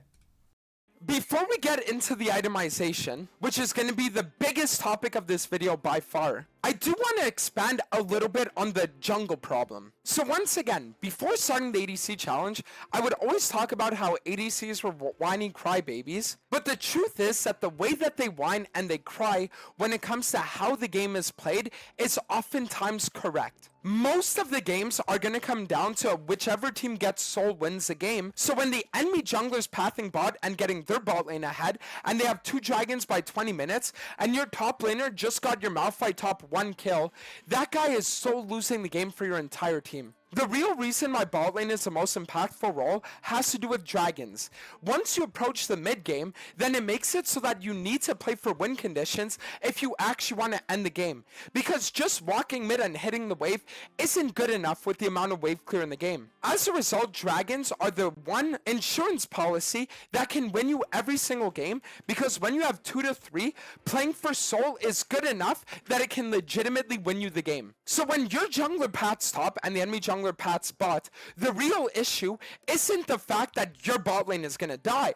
It's the fact that the enemy jungler is gonna prio dragons and your team isn't. Yes, bot lane does account for 40% of the team since there are 2 players in it, but the real strength of it is just how close they are to the drags. Getting a good gank bot off and then afterwards transitioning that into a dragon play is legitimately a strategy that any novice level jungler could employ and easily get them to diamond. So do I think that junglers should be skipping their entire camp to randomly dive the enemy bot lane? No. But not pathing bot is an extremely bad habit that every jungler needs to get out of their mind, because dragons are broken and you need to play for them. So now it's going to... It just goes back to my initial point as well. It's just too general. You can't talk about the game that way. I've never reviewed a game from one of my jungle members saying... You path towards bot, and then you sort of just lost. You auto won the game. It's just You just stack dragons. You just stack Wait, just stack did they not dragons get or the whatever it is. There's so many more issues in the gameplay. Chain master, we don't know how Wukong combo. Good gank, bad gank. Pathing towards bot as well. It's there's so much that can go wrong with that. You can get Junglers ruin games by ganking bot. Exactly. Often. Yes. Terrible ganks. When that comes to farm the wave. So there's just so much more to the game than that. I think it's just, again, a very lazy way of talking about the game. It's just not centered in reality. Dantes could have very easily, see this and be like, well, look at that Nocturne game. But I bet you if we look at a bunch of his other games, there'll be plenty of junglers that path towards bot and still loses the game because he has bad, ADC fundamentals and, champ master and all that. It's just a...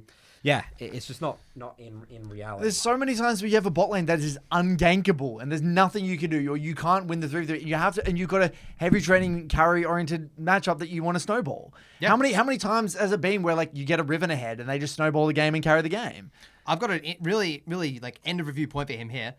If you want your jungler to play to bot side, then what should the enemy jungler do? Yeah.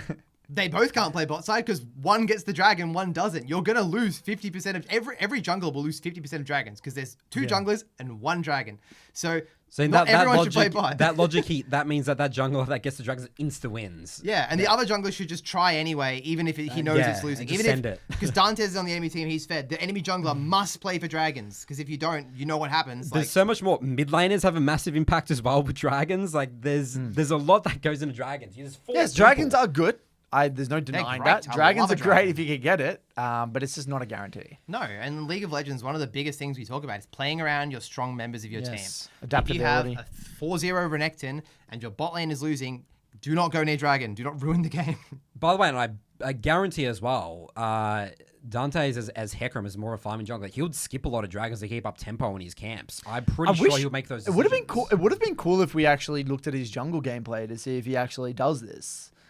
That's what I'm going to do after this. I want to take a look at his jungle gameplay and see if the games are that easy. Yeah, Just see full if the clear. games He are gets just 4 dragons. What does he YouTube do? channel's full of games. People can watch it. You can Yeah, have I wanna look take a look. yourselves. Definitely. All right, we're not done with this. Going to be time for the main part of the video that you guys are all waiting for. Itemization. One of We're the not going to focus too much on itemization. We'll listen to this for a couple of minutes. Do we really even have to watch this bit? I want to listen to at least a few minutes because it does represent his view of the AD carry Alright, role. We're not going to go super deep though. biggest claims that I made when I first started this challenge was that ADCs itemized like garbage. They would build full crit, they would build Berserker's Greaves, and then they would wonder why the enemy assassin one-shots them. Well, after playing this role for 400 games, I can confidently say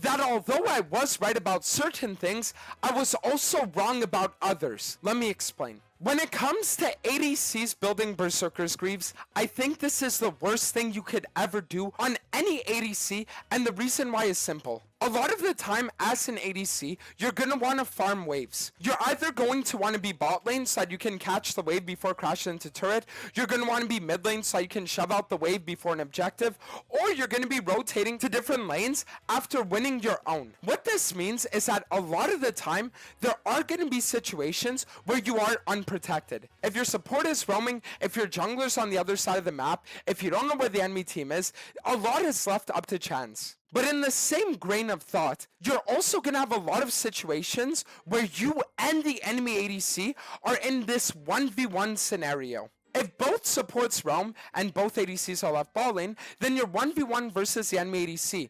If the jungler decides to try and kill you while his ball lane's on reset, then you're 1v1 against the enemy jungler. And this scenario, more often than not, is going to happen in your games. And the issue with Berserker's Greaves is that Greaves don't actually give you any survivability whatsoever. Berserker's Greaves are going to increase your damage output slightly with the attacks. So for the rest of the video, he just kind of goes on to talk about items. We're not going to get super into it, but the main premise that I wanted to highlight this is two things. Number one is obviously the focus on items distracts from the fundamentals. And this is something that I've been big on for like the whole time I've been coaching and playing League of Legends. Like I hate items, right? It's actually a weakness of mine. I don't spec into items very much, but what that does allow me to do is focus more on more important concepts, or so I believe, right? I've seen countless times, hundreds of times, the people in League of Legends who obsess over items often don't have good fundamentals because they're just putting their attention in the wrong areas, right? You hear if you hear pro players talk about items and they're talking about 1%, it's like, oh, I should build this fourth or build this instead of this in this specific game. That's like the thing that pushes you over the edge. Like it's like a 1%er, right? They can only think about that stuff because they already have such a good foundation. If you don't have a foundation of knowing what to do with the wave, of knowing how to play your champion, of knowing how to play with your support, the little tiny difference between which fucking boots you buy is not even worth fathoming. Don't even put it in your head that your boots matter. You could have 2 pairs of boots in this game and you would lose the game. You could have double the stats and your mistakes would still happen. The items mean fucking nothing. So that's number one. It's like people obviously like talking about the items. Do you have point on the items, Don't? I agree with you. And it's funny him saying that, he builds items so he doesn't die, but he dies so much in That his was my games. second point. Or again, it's just he just dies in the early games and maybe his mid games all pops off. Or No, I whatever mean, if you look at his with death builds. averages, they're huge. But like, yeah, The items aren't saving you. Exactly buddy. right. The point of the items defensively is to not die, and yet Dantes is the highest death AD carry in the world. So like, You have to be building full tank to like not be dying, and then you're just the most worst champ in the game. And so it's just again a just general statement thrown out there. I build these items so I just don't die. Yeah, and there probably are games where played steel caps is good, and there are probably games where it's shit. So you can't. yeah, You I know, agree. sure, it's just like, it's so hard to talk about this. He Too loves general. talking in generalities. Generalities don't work in League of Legends, unfortunately, and that's just the way it is. Yeah, and it's just another bold claim that he's almost using as a smokescreen for the quality of his play. Yep. All right, so we're going to leave this one here. There's a bit more in this video, mostly about items, not really fussed with that. We're going to go back into some Dantes gameplay now. We're going to look at another one of his games, go a little bit deeper. It's kind of hard to review super deep into Dantes' games, given the quality of the errors, but we're going to jump into another one now. Let's take a look. And Lupa, there's some on Samak. Thank you. Zari, nah, I found pass on Zari.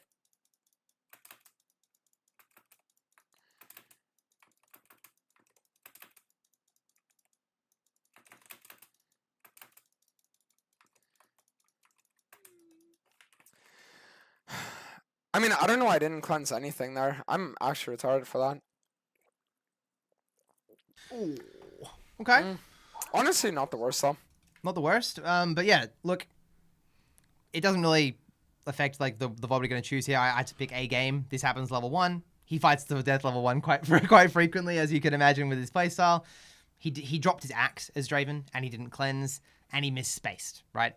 Could easily break that down and get into the details. Obviously, he's not super interested in that. Let's just keep watching. There's more interesting things to talk about in the VOD other than the level 1.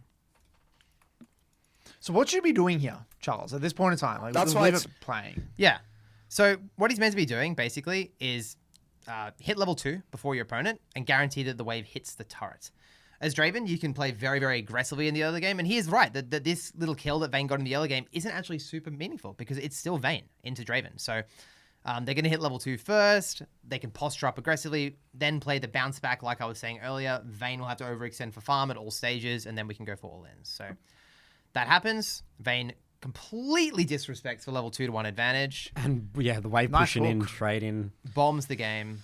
Great hook by Pyke. So they're in a really good position here. So would you reset here at Draven, or would you just quickly just let the wave, just shove the next wave then reset, or what would you do here, Charles? You would shove the next wave and reset purely because it's not a cannon wave. It's a Yep. normal wave, very easy to kill. That'll set you up to hit level 3 off the next wave as well. And then because you have time as well, because Vayne's still level 1 when she comes back. It's a bit of a waste of time there, isn't it, to go for the Elise? Look, this is definitely chaotic. He does drop an axe there, which would have killed the Elise if he kept his axe. But this is partially with Draven's identity, right? He wasn't necessarily bleeding a whole ton of minions for this. Draven likes early chaos because he does a lot of base damage. So I'm okay with this. This isn't super sophisticated Draven gameplay. Like, it would be much better to say no, focus on the wave, get the wave bouncing back. Because as you can see, what's happened in the back end is he's now stuck in lane low, which isn't ideal. You're kind of on the clock, right? We want to be snowballing this game fast. Every second of wasted time matters. But that being said, like, he was aware of what was happening. I love that he saw that Elise was fighting in the river. I like that he collapsed on the play. Very, very good awareness. I would see a lot of players in like the Emerald Platinum range not even necessarily be aware of that kind of stuff, you know? So definitely got some positives there. This play ends up extending quite a lot. Actually ends up using his cleanse this time. Vayne is still level 1, by the way. And I believe the Vayne ends up dying again.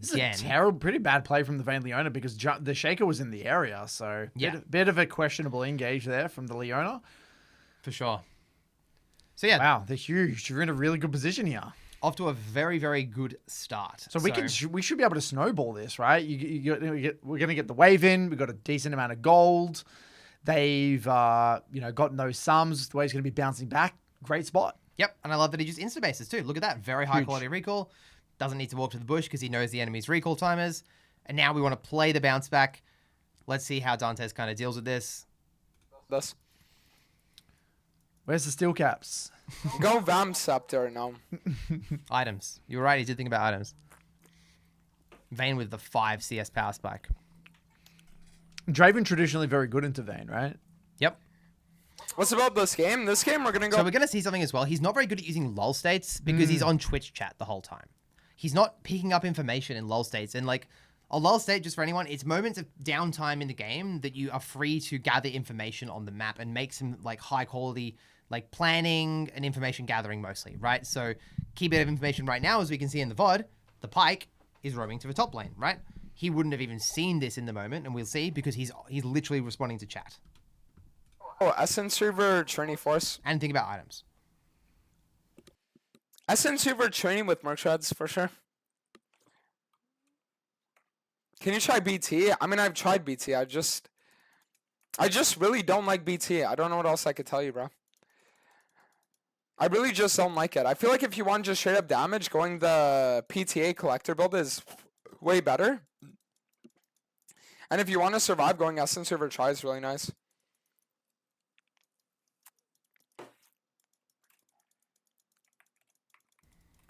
This is good. You know, Pyke's roaming. He let the wave come out. This is great. This is what we kind of want to see, right? Definitely. Very, very good. Very happy. We're with weak it. side right now, right? Absolutely. Respecting our support roam. We're not fighting in a big wave coming to Because us. the thing is, it's not that I don't like Bloodthirster. It's just the fact that I like Essence Server more than Bloodthirster. Does that make sense? So we spoke a little too soon.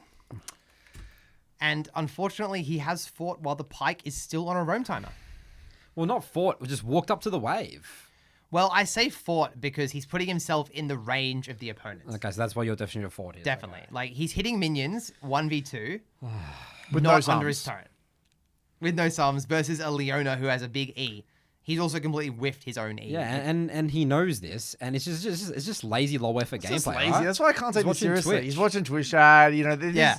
I mean, this that's is- why when I but- pitch this to you, we can't necessarily even base much it's off hard the to review gameplay. this. How do you It's- review that's why I'm so much more interested in what he says It's rather than what he sad. does. I see what you mean. Because he's making bold statements with this level of effort. Yeah. Like, have we really tried to improve at AD carry, Fuck no. Dantes? Fuck no. Absolutely not. It's I mean, like- this is the quality of errors. It's right? like I would love to see like how he would react to an 80 carry playing jungle with this amount of effort. Yeah. You know what I mean? Like, Just lay back in the chair, sip a Coke, talking about Essence Reaver as you just walk up to the wave 1v2. like how would he respond mental. to an 80 carry doing this as a jungler? That's what I'm curious. yeah. Very, very low quality mistake. Like, Very, very low quality. it's, yeah, hard to learn from because it's just so basic. So I guess I just die. I guess I just die. I'm ready in the chat. No. He blamed Pyke for that. That's crazy. I don't care. I feel like if I was the Pyke, I would just say something to rile him up. I feel Yeah. like that would be the funniest thing. Wave is pushing back to you. The wave was near his tower. Oh no. This is why, like, this is this silly. Like, I don't know. But he's a big streamer, Curtis. Everyone watches him. This is crazy. He's doing this in front of people. He's an example. He's a role model. But Curtis, remember, he does have.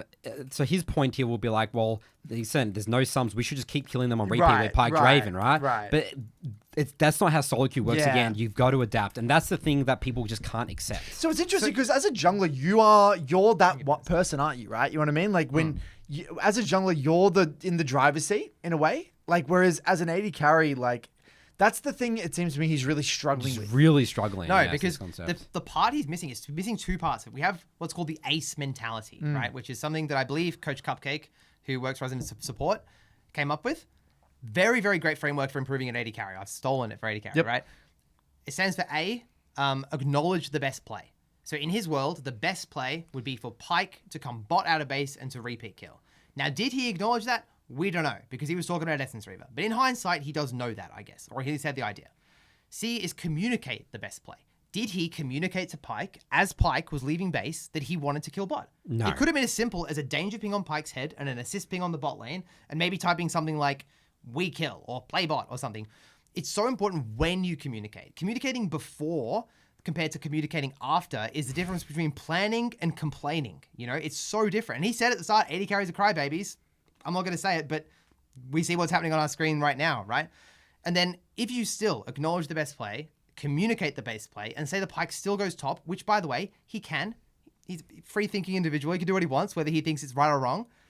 You then need to embrace reality. And embracing reality means just waiting for Pyke to come back. He will come back. And by the way, the Vayne Leona, they were perma shoving. Yes, it was So fine. He this could is farm why for free. they are emerald. The way like the Vayne Leona fucked up. You know what I mean? Right. They should have let the wave bounce out. They should never have been contested that other wave, right? So these players are making it easy for They're- him as well. and They they're should making have it told him. easy. I coach AD carry every day. This happens more often than not. You don't even have to have sophisticated understanding. They will push into you. They will. That's what Dantes does to other people as well. Yeah, It's the same thing. yeah. Everyone's shoving. Yeah, it's crazy. And look, he says the Pyke was top for 3 minutes. It was not 3 minutes. It was one deploy. It was one wave that he had to respect for, by the way. One wave.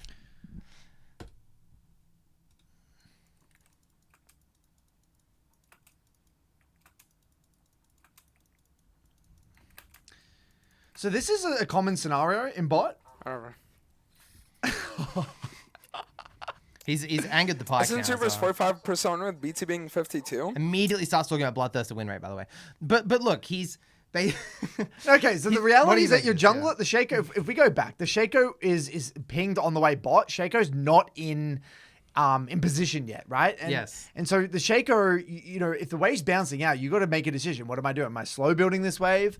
And if I can't slow build, then it's like, okay, I just got to be very conservative. Get this wave very conservatively. You might want to back up, get a ward with your support. You might Yes. even have to wait a little bit for your jungler to get in position. You need to just understand the dynamic of the map state and then make the best quality decision you could. Now, if we play it from here, maybe just mute it here so we can... So what's happened is that Pyke's realized here, basically, that I can't put so basically Pyke's realized that, you know, we can't push up here. We can't be fighting here because No. we don't have vision on Elise. Our jungler's not in position. This is not our time. And so if he just waited, you know, 10 seconds or something, 5 to 10 seconds, they could fight this 3v3. They're in position to fight this 3v3, right? Yes. We're way stronger than Vayne in this fight. We could definitely fight this. But now we've gone too early and now we're suffering the consequences. And he talks a lot about how his junglers like aren't playing around him. You're not making it very easy for Shaco to play around you, mate. He's on the way. If you just had like a slight bit of restraint, waited like 5-10 seconds, like Curtis is saying, the Shaco is about to counter gank for you. He's doing it. Shaco's coming. And if he was room for Shaco, if he was the Shaco or the hit jungler, he would just wait for me for He would be saying both, for yeah. 5-10 seconds, and we can get a triple kill on the counter game. Yeah, but people don't build it into Train Force. That's the thing. They build essence servants like crit items. Are we seeing the review for this Shut game, up, Joel? bro. Oh yeah, we're seeing the review. It'll be interesting to see if he reviews that moment, saying, "Oh, if I just waited like 5 seconds here, this could be a triple kill with a big wave bounce in." Or was he aware of the jungler's position at all? That's going to be interesting to see. And also as well, what happens in League, when you start abusing your teammates, they will play worse, by Yeah, the way. yeah. So Cool. if you rage at your support, they're not going to I'll want to never play well. understand why people do that. You know what I mean? It's like, oh, we're winning bot lane. Yeah, let's just randomly leave and roam across the map. But then it's like you press tab and it's an Ornn versus York top lane. And like your ADC's playing Draven. You know what I mean? He's overshoving the wave. Didn't he have a freeze And here? roam across. Wait. I'll never understand. Yeah, the enemies have more And, creeps than him. They you- have, you they have just three. lost They have it. 3 extra casters. That is a 9v6 It's a wave. freeze. Yes. Just hold the Why wave. people do that. You know what I mean? It's like, oh, we're winning bot lane. Yeah, let's just randomly leave and roam across the map. And you might say he is last hitting, guys, but there's a big difference between last hitting creep on half HP with an Yeah. axe in your hand than actually last hitting the creep wave, right? Yeah. Let it just get a bit lower. But then it's like you press save tab and it's time, an Ornn buy versus time. York top lane. So I think he's ruined And like the your freeze. ADC's Yeah, playing he has. Draven. You know what I mean? Well, it's just not his intention. He doesn't even like think. He's about not thinking that. about waves. No. He's complaining about his support. And to be clear, like the Pyke shouldn't have gone top. If I'm reviewing the Pyke's game, like what are you doing, Pyke? Why are Yeah. you ganking the Ornn? But like you're not reviewing the Pyke's game, Dantes. You're reviewing the Draven's game, right?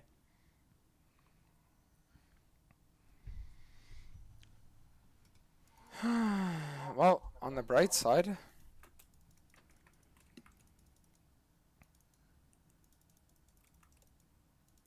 He's not eating the Leona.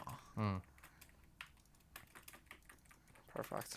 This is just such a great example of just like, you know, these are just Emerald AD carries. You know what I mean? Like, this is why they're in Emerald. You know what? It's a thought that counts. Yeah, because look, Vayne's fighting when the Vayne- big wave's coming into her. Vayne did what he did in the last Oh, yeah. one. It's literally the That was same the second thing. time Vane's done that, by the way. That was her first death as well, or second death. Or So whatever it in was. this game, it's not even about. It's like it's about who's losing. It's the harder. loser's game. It's the loser's game in Correct. this case. It's not even about like how well these players. Both are making or giant like errors. strategy or whatever. It's just basic fundamentals. So what would someone like Tony Roll do in this game? They would simply respect when it's going out and coming in and just play the ping pong and just scale perfectly. There would be 80 CS instead of 50. So- no deaths. So I would say this, by the way, if we go back here. How does that sound? I want to play this with audio, by the way. That's Yeah. not Pyke, mindset. if you...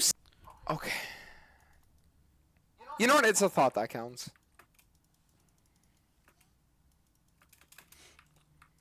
Okay, Pyke, if you sit here, she will E on me, and then you can just Q her out of turret range and she can die. No way. How broken does that sound?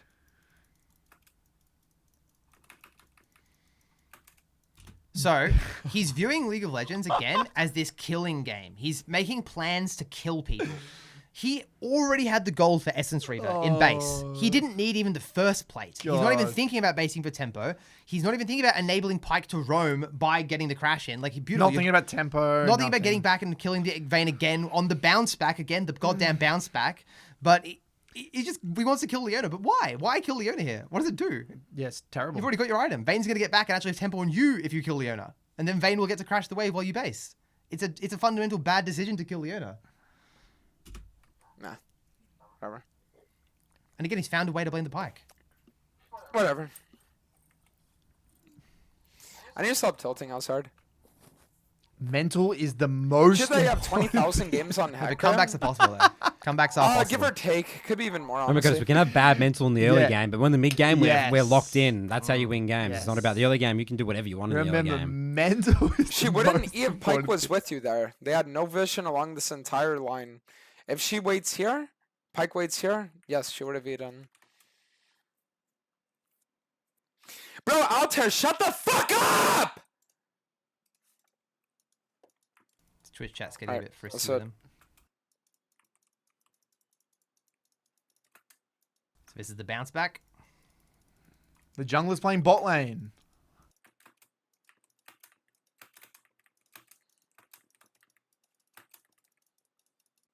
Again, it's not really them finding the engage. It's more Leona picking a bad one, but it's all good. Yep.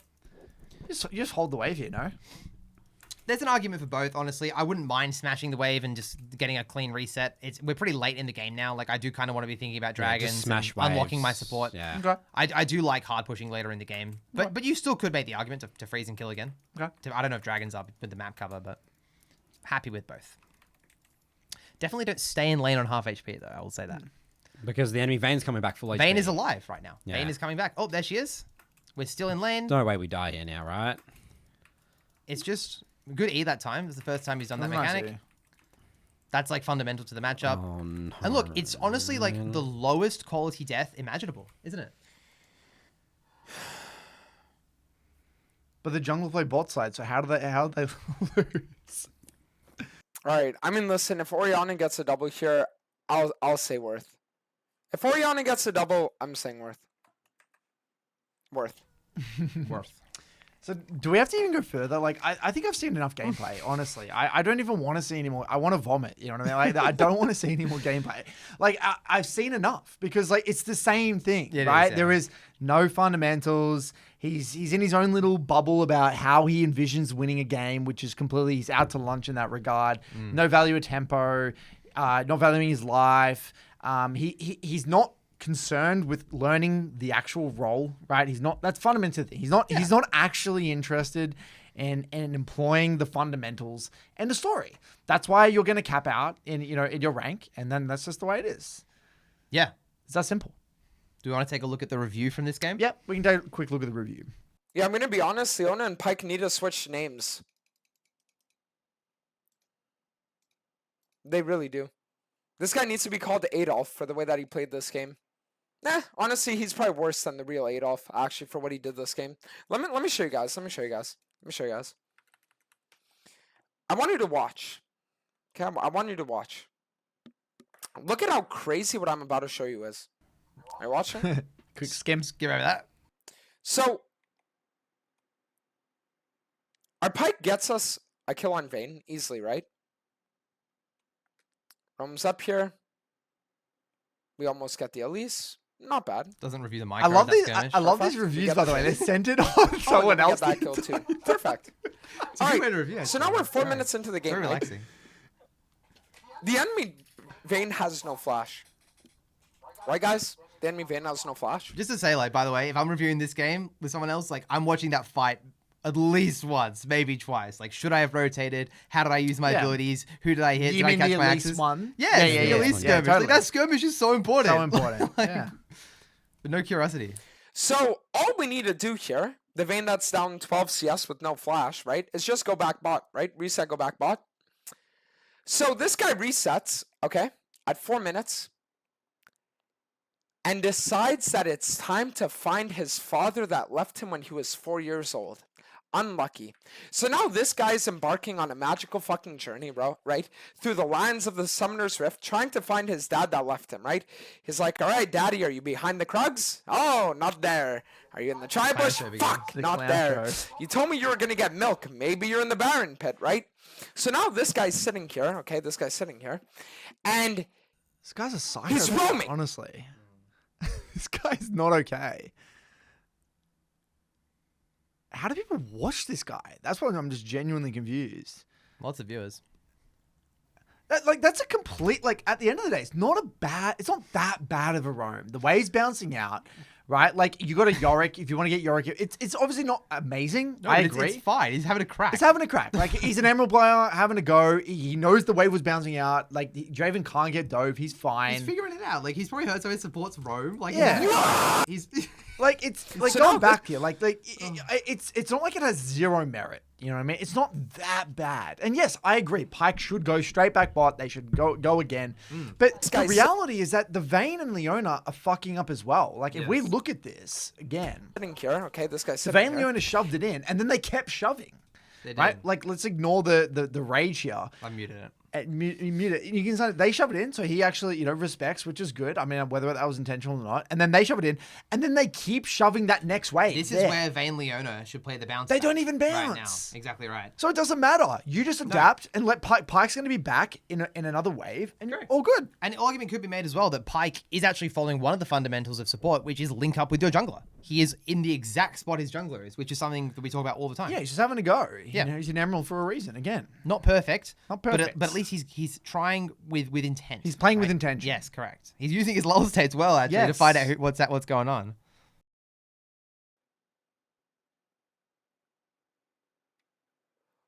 Why? Like, our Shaco's entire jungle's up. The enemy bot lane has no flash, right? They have nothing. All you have to do is stay bot.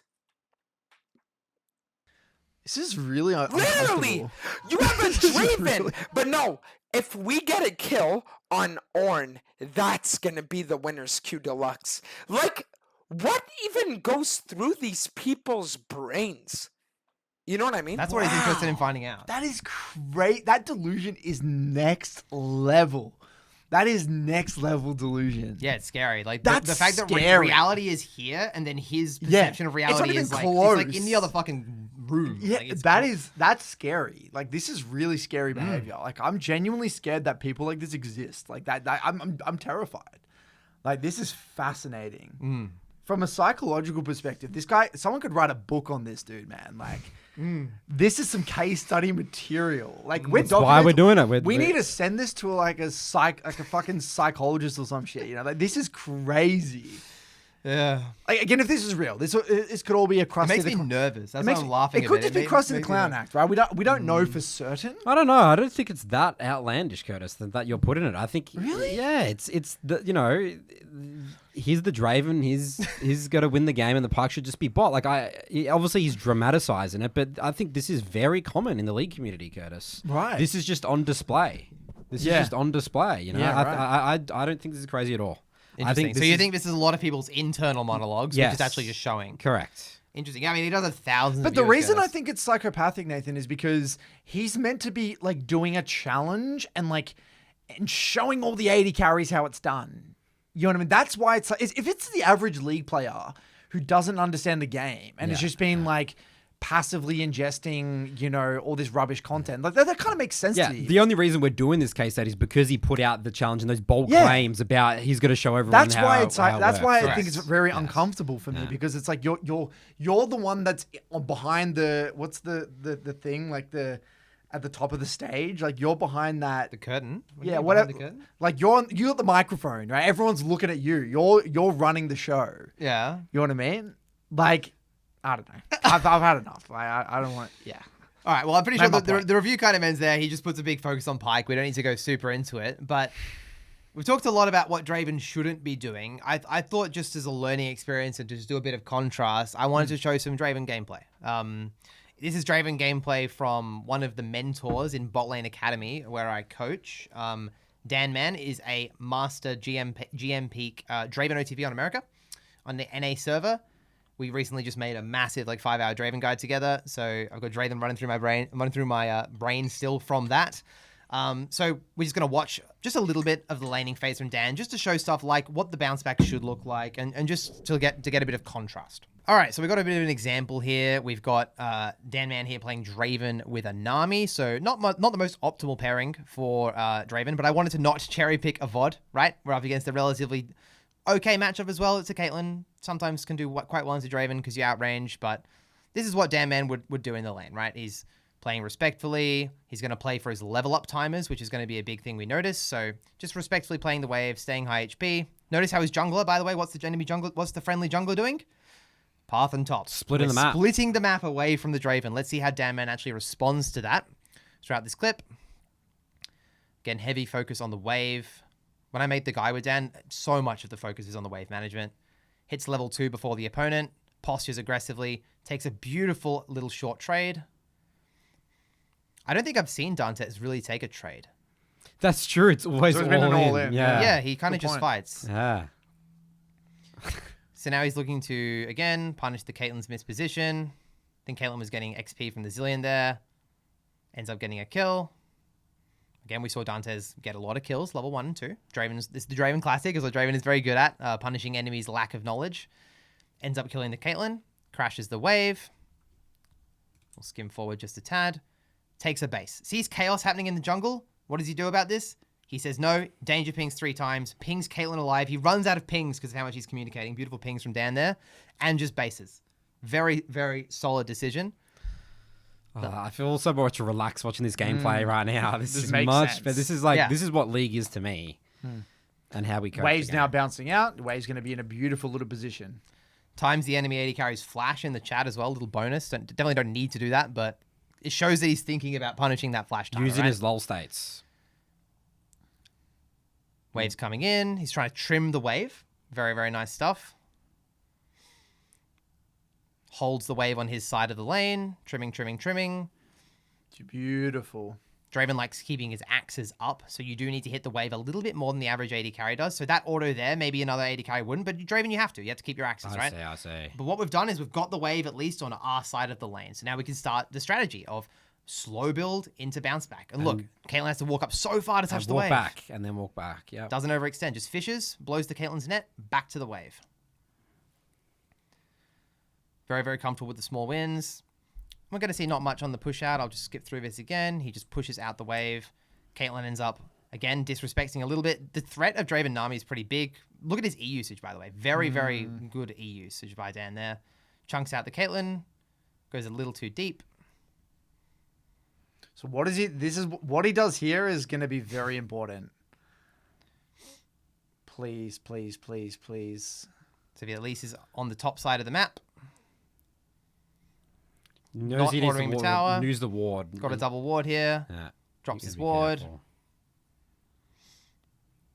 I haven't really been paying a lot of attention to where the enemy jungler is in this VOD. Maybe Dan has had some inference about where the jungler is, but regardless, he's not hitting the tower in the Caitlyn's face, right? This is honestly still risky from Dan Man. Like I mean, I think Nunu. Yeah, I mean, I don't know. We don't have information on Nunu. I don't think. I haven't been jungle tracking either, but he's letting the wave come out, which is good. He's not pushing the wave, letting it come back towards him. This is the big difference, by the way. This is the wave where Dantes would have just been ordering it to death, but he's letting it come back towards him. And again, Curtis, I didn't want to cherry pick a VOD. Yeah. I'm not picking like the perfect VOD of all time. This is just like, we're introducing some concepts that are going to get you results, right? But the great thing is we have vision. We have the vision here as well. We're pro safe. That's the important thing. Yep. And here we go. And this is what we want to see is a shove, hopefully into a reset here. Yep. Ends up we getting go. the wave into the enemy tower again. We'll speed forward. He just pushes. Gets the little plate. Reset. Bases. Beautiful. Good recall. Not getting cancelled by the Caitlyn. Not getting stuck in lane. Waves bouncing back towards him again. We can now run back bot and kind of repeat the same process of get the wave out. If Caitlyn ever disrespects, we run at her. Notice how he only trades when Caitlyn goes for the wave, and he's constantly putting the wave somewhere near the middle to make Caitlyn come towards it, right? So Sion ends up coming for a dive. We end up blowing them on the tower. The game's kind of done from this. And I could have showed some examples, right, of Dan playing like hard winning matchups, like getting the wave back on his side and freezing and like hooking him. But I just want to show you a matchup where he's not even playing with a relatively engaged support, but just that tiny bit of wave management of just letting it come back, Yep, just fundamentals. punishing the enemy when they step up. It just looks night and day, doesn't it? And that's what generates kills. Yes. It doesn't have to be just run at them and just, again, as you said, there's no trade in. No. Dante's gameplay is just all in or not. And where was Elise?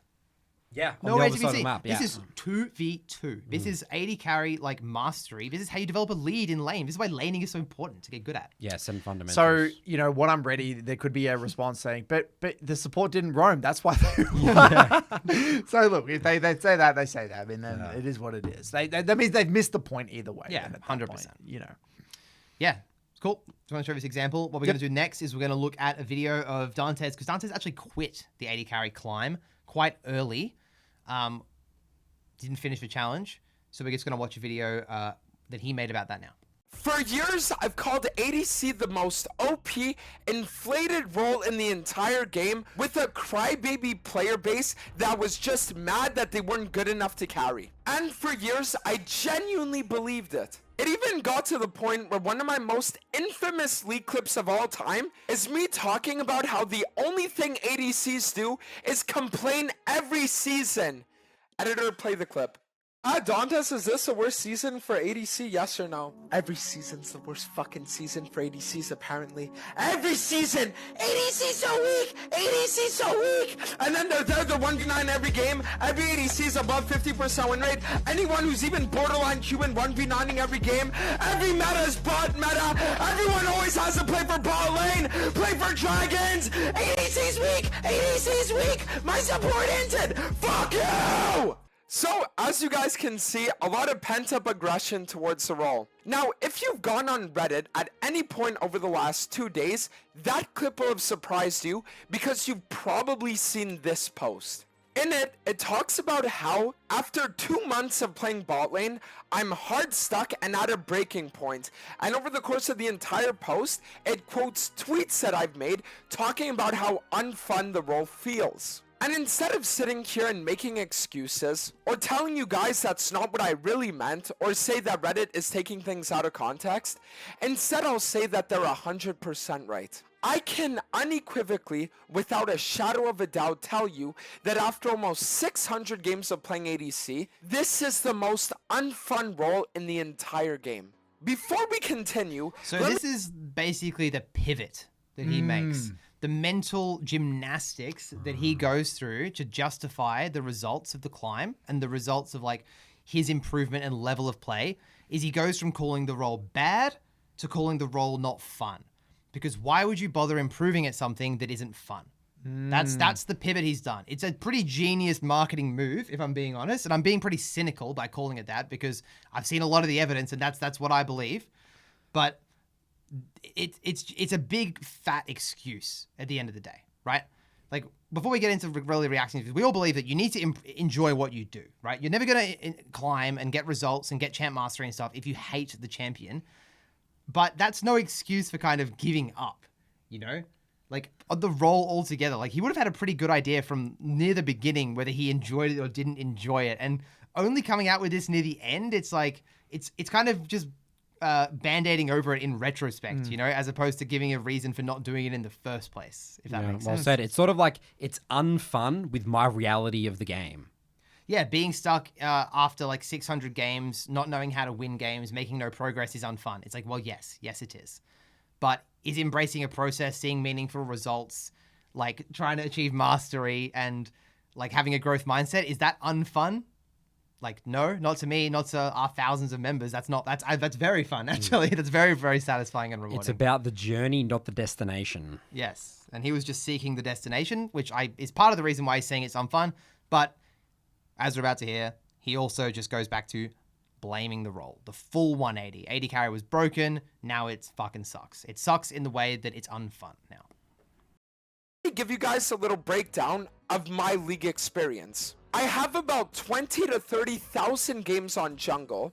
Back in season 10, I peaked Grandmaster on Hecarim mid and top lane only without playing a single game of jungle. And whenever I get filled support in Grandmaster Master Challenger games, I most of the time always win. So going into this challenge, the only role that I knew that I never really experienced was Marksman and ADC. My only real experience with Marksman was playing Kindred for a couple thousand games, but even on Kindred, most of the time I can barely average a positive win rate. And let me just tell you, it is absolutely miserable. To clarify just one point before we continue, I don't think that ADC is necessarily weak. I just think that it is so unfun and mind-numbing to play that it makes it feel infinitely weaker than it actually is. You see, when you're playing other roles, there are a multitude of ways that you can get resources. Top laners can go for TP plays or roams out of base. Junglers can gank, invade, secure neutrals. Mid laners can shove and roam, TP, or even roam out of base. And supports, as we know, love leaving bot lane, so they're always going to be out looking for their missing dad. But the issue with bot lane is that you can't do any of that. Your agency in the game is limited to just how much you don't die. That's the extent of the role. Just don't die. For every other role in the game, there are ways to get ahead in the early... Couple of things to point out here. It's very convenient that he thinks the way to climb on ADC is don't die, considering he didn't climb on ADC and he did die. So again, that neatly fits the narrative, doesn't it? Neatly fits the narrative. Does that make sense? Wow. Like, if he didn't die, he would have climbed. He died, so he didn't climb. It's like, oh, that's like a puzzle piece that fits in very snug. But also, like, it's again, we've spoken about it before, guys. If you put, like, if a top laner is every role's the same. Like, but it's all about lane. Again, he's missing the laning part of the game. Like, it's never going to get to the team fighting or the teleport flanking part of the game. That's just like the big stuff that looks flashy on camera. But the real skills of a top laner and a mid laner and a jungler isn't the big flashy stuff. It's not the TP flanks or the team fights. It's the micro, the intricacies, like the fundamentals, you know? It's just missing the mark so much. But every role is the same where, you know, it is, you know, every role can't die, right? If you play, like, again, Riven top and you die early game, you're fucked in a lot of matchups, right? If you do the same wave management mistakes he makes in top lane, you're Same even thing more happens. screwed. You're even more screwed. Yes. Exactly right. So it's almost as it feels like, yeah, you kind of mentioned this earlier, Charles, but like he thinks that like AD carries this little like it's this one unique role in the game where like it's the only role where you like you just have to not die, but like. That's literally every role. That is the game of League of Legends. You know, if you're not valuing your life and you're taking low percentage plays, then you're not going to win. That's just the way League of Legends works. And because he's a jungler, junglers are, it's way easier to not die as a jungler because you choose your decisions, right? So because he doesn't know how to lane at all, he's going to be dying and he just can't accept that reality. That's just the level of his play compared to a jungler. Junglers just, you can just run around full clear and... But yeah, that's take your fights. That's what's so weird about this whole thing, though, because like again, he can play. You said before he can play disciplined League of Legends as a jungler, where he says no to plays, focuses his camps, you know, quite a bit values his life, right? So like that's what's weird here. That's what's not adding up. Yeah, a bit of cognitive dissonance. Cognitive dissonance, exactly right. Mid and late game that work independently of your team. These can work in the way of engaging team fights, flanking, teleport plays, split pushing, or even setting up traps in bushes with CC and things like that. But the issue with ADC is that you are afforded none of these options. None of the ADC champs are really engaged champs that can just go in and wreak havoc single-handedly. You also can go for flanks, or else you're going to be getting shot out of the sky. Teleport isn't a rune that's ever taken on 99% of the roster. And if you ever try to split push or shove lanes alone, then chances are you're going to get 4-man by the Avengers and you're back to base before you can say fuck. When for years people used to talk to me about lack of ADC agency in the game, I used to say they were coping. But after actually playing the role, I know exactly what they mean. Because the problem is that you seriously can't do anything on your own. And I don't just think it's streamer debuff. You know what really comes to my mind is it's like basically saying you know, that goalkeeper in football is unfun. There are some people that find being a goalkeeper incredibly satisfying because you are the only person responsible, basically, and not the only person, but you're the sole person responsible for defending your goal, right? So the reality is, the goalkeeper's not going to be scoring all the goals. They're not going to be running around the midfield. They're not going to be setting up all the plays for the most part. They're going to be stuck in one position. They're going to be defending. But every game needs a goalkeeper, and a goalkeeper is an incredibly important role. And it's actually incredible. You know, it can. Some people find it incredibly fun, right? Sure. So like. You could literally, like, you know what I mean? Like, it'd be so weird to make a video about how unfun goalkeeper is because it's like, well, mate, you fuck off. Don't stay out of the goalkeeper. I can make this argument about any role. It's like top lane is so unfun. The dragons are OP and they all spawn bot side. So, and exactly. I have to blind pick half of my game, so I never play winning matchups. You can literally say this about any champion in the game. It's like, it's pure subjective. Like, it's just coping for the fact that, he didn't have success. He didn't get the result he wanted. He didn't get the result he wanted his way. That's it. You know, tough titties, mate. You can't win just perma-shoving waves and not being aware of your jungler's location. That's just the way. Is that what he expected? Yeah, that's his reality of how you win games of League of Legends. Yeah, he thought he could do that and he could get away with it. No, he thought, again, according to the videos, he thought he could build right, mechanics max, perma-shove waves, win the mid game, and 1v3 every game. Yes. Yeah. Bot lane. Yes. That's it. Yeah. That's what he thought coming in. No, he thought his jungler and support would like babysit him the whole game. Yes. Yeah, he was just delusional. That's it. He was delusional about what AD carry. So coming into the challenge, again, he had this idea in his mind about what AD carry was. He got smacked in the head about what the reality of AD carry was, and now he's just trying to justify, you know, everything in hindsight. You know what I mean? That's correct. Yes. There are people going out of their way to focus me, but it just really sucks that you have to make sure that either your jungle or your support are on the same page of you, if not even both, because if they're not, you are not allowed to even walk up for the wave. Whereas a jungle... Yes, potentially. And again, where you might be for a few seconds. It might be for 10 seconds. You have to just back off a little bit. Same thing happens in mid lane. Same thing happens in top lane. Same thing happens in every role. Sometimes, even he said, as a jungler, sometimes you want to go for an invade, but you can't because your laners aren't in position. It's just so matter of fact the way he said. He said, it really sucks that I have to do that. Like, it really sucks that I have to go to the store and buy milk before I can make a coffee. It's just, that's just it. That's just the really game. Sucks that the government takes my money as tax. Really sucks that I have to work. Like, so, like, what is the, you know, it's this argument is just so underwhelming. No, I know. Game is played on camps, neutrals, and ganks, or a support's game is played on engaging fights, roaming, or top laner's game is based upon split pushing, flanking, and engaging. You just taught me the game. Is that the game? Yeah, it's the game. Wow. It's that simple. That's how good it is. Everyone can engage and flank, and AD carry can't do Everyone anything. can do everything, and AD carry. And that's how you win games. You have to engage, you have to flank, you have to roam. AD carry has no strength. If you don't see movement on your screen, if the characters aren't like zipping around, then there's nothing going on. We're not winning. We're losing. The second we're standing still, we're losing the game. An ADC's game is entirely based around waiting for something to happen and then just reacting. You can very rarely, if ever, start the fights. You cannot shove out waves alone. You really just can't do anything. Unless you're being escorted by your entire team, then you just need to sit there, take the L on waves, which is the only way that you're going to get gold anyways, unless a fight breaks out, and then just pray for the best. And I know what you're thinking. So, like, what's the alternative? Do you want to be able to push out waves alone? What if you go back to jungle? Do you want AD carries just to be able to push out waves on their own and not die?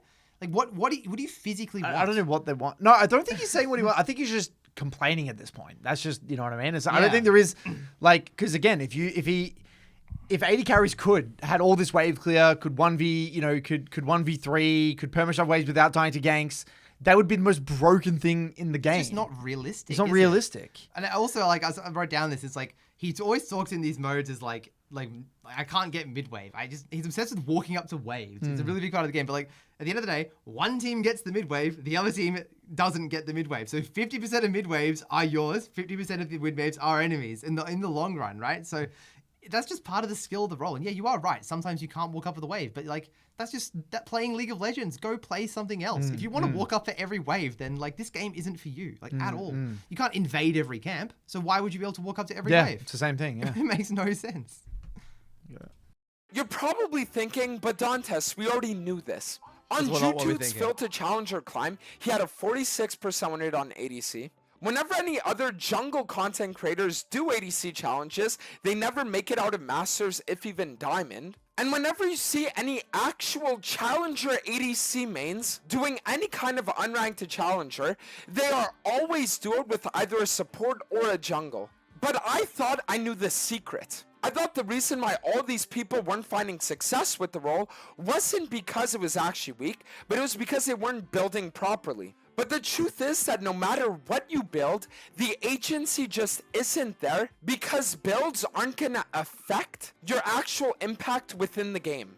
I know that's a bit of a confusing statement, so let me break it down. If I'm playing a champion like Draven, for example, and I get to have 3,000 health versus 2,000 health, if I'm walking up to the midwave alone, or if I'm trying to split push, or if I'm trying to engage fights, I'm still just gonna die no matter what. So no matter what my builds are, the fundamental issue with marksmen as a class is that they're just not allowed doing anything on their own. I went from locking in Hecarim every game and being able to look at a team comp and say, yeah, I can one-shot 4 of them, to playing a marksman, and if I ever try to walk up for a wave, I have to think to myself, are all 5 of the enemy members on the map? No? Oh, I guess I'm gonna die to all of the missing ones then. And I'm telling you, it just really sucks. When the CIA... Don't do it then. Yeah, it's that simple. It's just not what you enjoy about the game, right? Yeah, it's fine. But you could have figured this out pretty early on, I feel. I feel like I think you should have already known this before. You know? He knows it deep down. That's when he what I'm plays saying. jungle, like, it's a numbers advantage. It's in League of Legends. Come on, it's a numbers-based game. Count to 10. Like, oh, I'm going to walk up to the mid-wave. Is my team here? Or is my supporting base? Can I do it? Can I not? Like, if you don't... Like, League of Legends is not... We all say, League of Legends is not a very strategic game. Very strategically shallow. Very execution-based. But knowing the location of your team is, like, one of the very few things you need to do strategically, right? And he doesn't even want to do that. He just wants to click the enemy. Like, it's bare minimum. It's lazy. It's bare lazy. minimum. Zero effort. Wants to torture people, they shouldn't be waterboarding them. They should just be putting them on Draven bot lane with a Nautilus support against a Tristana Yuumi and force them to watch as their jungler decides that he's gonna path top for the Malphite versus Sion lane, and then the enemy Elise is 3 camping you at 2 minutes. For literal years, I never understood how every ADC could hate their jungler to the point that they did. But I'm telling you, I get it now. I think for me, the reason why I never understood is because I was my jungler every game. And I knew that I'd be pathing bot in 95% of my games, I'd be securing Dragon Soul, and I'd 1v9 with any leads given. But after playing in the absolute elo hell that High Emerald Diamond 4 is, the amount of war crimes that I've witnessed make me view the people that play jungle differently now. What do you mean you're gonna play Zyra jungle and get outfarmed by the Wukong that's gonna have 3 dragons at 18 minutes while you secure grubs? What do you mean you're not gonna skip your grump to just gank bot on the timer that would allow you to get a free double kill because you want to get that extra 4 CS? What do you mean we're not gonna dive the enemy ADC that's alone when we see that the support is roaming and we have a 3 stacked wave? It is absolutely infuriating. The truth is that junglers are the captain of the ship that sails down Summoner's Rift. And every single game nowadays is played around dragons. Since Baron only spawns at 25 minutes, if you secure a dragon at anywhere between 5 to 8 minutes, then you're already going to be playing for Soul before Baron even spawns. So the fact that to this day, junglers still decide to path top or not prioritize dragons or trade dragon for grubs is insane to me. I've been saying it for years, guys. The game is Yeah, so it's just a useless point because if we did a sample study of games, it's why is it always his junglers pathing away from him? It's of enough. He played 600 games. I guarantee you, 300 of those games, the jungler path towards him. At least, yeah. At least. Just mathematically, right? It would have to be on a large enough sample size, yes. Or both junglers are pathing towards top. That means it's just a 2v2, and let's see your mechanics and all that, and your lane phase and your fundamentals. I just don't really understand what junglers do have anything to do with this topic. You know, No, it's got nothing to do with it. Because he's a jungler. He's back to comfort You're zone. playing That's league. a This is comfort league. zone, yeah. The junglers are gonna play. They're gonna play. Like, I think this is league. just a whole different conversation. It's a Yeah, whole we different could pointless. sit here and we can chat about Dragon versus Grubs. That's a whole different. I think that's a different conversation. Yeah, make a video called Dragons are OP and talk Yeah, about it's that. like, but this is called. You know, here's the title of this video was ADC is the most unfun role in League of Legends, and it's like, okay, well now we're talking about jungle pathing. Well, he's saying that it is the reason why it's the most unfun is because junglers don't path towards you. Right, but But then if how is dragons he? are OP, then what's the enemy jungler? The enemy jungler is though, right? That's the right. Yeah, narrative. so the Enemy narrative jungler is all the dies. enemy junglers are pathing towards bot, him. yes. But what he's failing to understand is because he is such a free kill target that junglers are more incentivized to gank him than very you're, easy. because he's perma shoving waves. And he's hard to gank for. He's hard to gank for because you're Yes. perma shoving waves and you're dead 24/7. You're not playing around your supporting jungle's location. So every AD carry in the enemy team is harder to kill and than for your jungler, and then the vice versa, the opposite You're is easier true. to kill You're than the easier to jungler. kill. So like that's just the way it's playing out. And I guarantee you, if he was in that game, yeah, you would kill you. You know, like, what I mean? this Draven's inting. Yeah, this Draven's an idiot. Exactly, giving me free kills. So like, it's almost as if he's failing to understand how he's contributing to the problem. Yeah. Absolutely. Yeah, he's like basically he's failed his climb. He's died 7 to 8 times a game, and then he's released a video talking about how dragons are OP and his jungle should path towards him. It's Like, actually it's mental. just the same. It's just the same stuff over and over again, isn't it? Right? I mean, I feel like we can go through this video, Charles. You just if want to skip the video. So Yeah. uncomfortable. We gotta watch It's it. so Curtis. We uncomfortable gotta because finish it's the the video. same shit. We have to finish the video. We are keeping It's into just this. it's because delusion. we need to basically we need to listen to everything he has to say, Yeah, so that we right. have like the full context. You know, Yep. we need the full All right. context. There needs to More be- torture. Yeah, we have to getting listen. waterboarded. That's what he was talking about earlier. played around dragons and bot lane. So there's absolutely no reason why you should ever do anything else. Grubs will allow you to get a little more gold from pushing turrets. Dragons are going to allow you to get Dragon Soul, which is a win condition that's going to auto-win you the But I think we all agree, like if you get a Dragon of Grubs, it is. I mean, I would prefer Dragon. If there was some hypothetical world where like we had a choice, yeah, maybe I would prefer a Dragon. But like, Yes. like we don't disagree with that. No. You know, I think to be clear, No. like Dragon's Axe is Dragons are great. great. I agree. Dragons It's are all very great. good. Grubs are also awesome. Yeah. It's all great. It's all Let's good. just play League of Legends, get into the details. Let's make the decision. It's got If ace you on can the get a nothing to do dragon, with that. great. Yeah. You're not losing games because you're losing soul. I guarantee you that. No, we're not even There's getting to so soul. many. We're not even getting to soul. The review's over before. There's so many learnings and principles. shit. The amount of games that I've had where we 2v2 kill the enemy bot lane, and then my support decides that he's gonna find the portal to Narnia mid or top, and then I end up having to sit there and either die or play AFK under my turret for a minute and a half is ridiculous. No way he's done that. No way. Show me an example where he's done that. He doesn't. He doesn't sit on No AFK way under you a said tower. AFK under a tower. Like He walks up and dies. Show me one example. You would win the game if you AFK I under a know. tower. Like no way you're doing that. No. Draven is 3-0, then no, you should not be randomly ganking the set top lane that's already 0-4 versus a Cho'Gath. Just sit bot.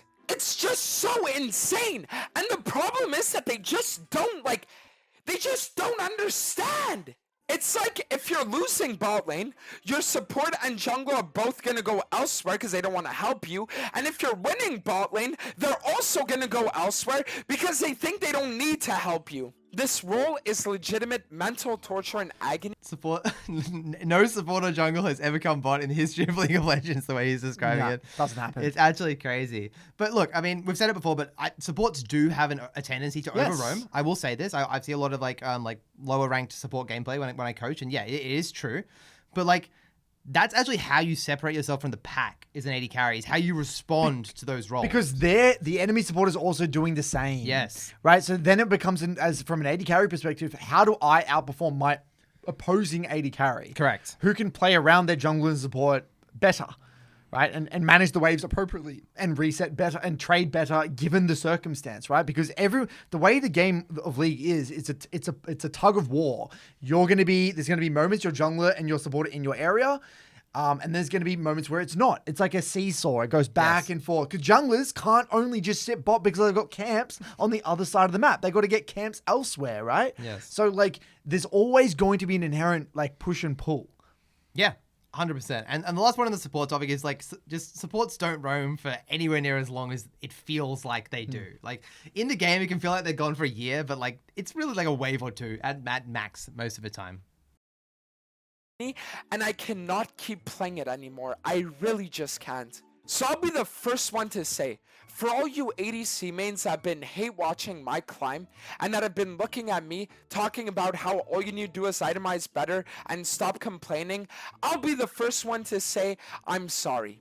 I understand your pain and I understand your struggle.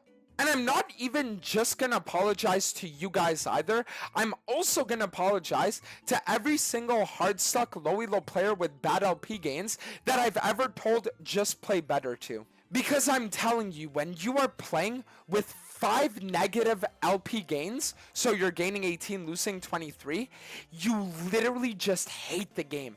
Because all it takes is a few unlucky losses and you're back to where you started before you 1v9 so much. I swear this challenge must literally feel... I don't know why he's just thrown in that weird Yeah, little this came narrative out of that LP nowhere. games in there. We don't really have to address that, but like obviously for listeners of the podcast, No, you know normally what that that's is, crazy. Charles. That's actually that's the underlying frustration seeping through. That's breaking. That's the you've got this PR stunt, right, of the UNFUN. That's the it's the truth. The truth was seeping through there in the end. The true thing. He's actually struggling. Yeah. And He's actually thinking about his LP games. He's actually now concerned about his image, that if he does like keep going and he stays at this rank for an extended period of time, that it's going to actually hurt his ego and his image. So Yes. he has to abort mission because it's only going to get worse. It's only going to get worse. He's trying to save face. He's trying to exactly right, because he's getting lower in his mind. Bad teammates, junglers are always pathing away from me, supports are always roaming. I'm getting shit MMR. My MMR's fucked. I gotta get out of here. Like, this is getting bad. It's getting ugly. Like, I could fuck up my brand here. Like, whatever. Like, I actually think that's we're putting on my armchair analyst cap here for a second. Armchair psychologist cap for a second. Could be wrong. That's just an argument that could be made there. Because why would he randomly bring that up? It just seeped out through the cracks. Yeah, it was weird. the same way that all those fitness influencers that have done that fit to fat to fit feel. Like you intentionally make yourself fat just to make yourself fit again. To put this in reference, I've hit Challenger in every single split as a jungler for the last 5 years. So was I expecting to end this challenge with my OPGG looking like this? No, I wasn't. And if you're wondering, why the fuck did he play KO bot? So that's the truth. That's again the truth. That's the PR. That's this whole bullshit kind of narrative about the UNFUN peeling away. Yeah. He's now looking at his account. He's looking at his win rate. He's looking at the MMR. That's the real truth here. That's the optics. I'm gonna be the first one to say, I don't even know.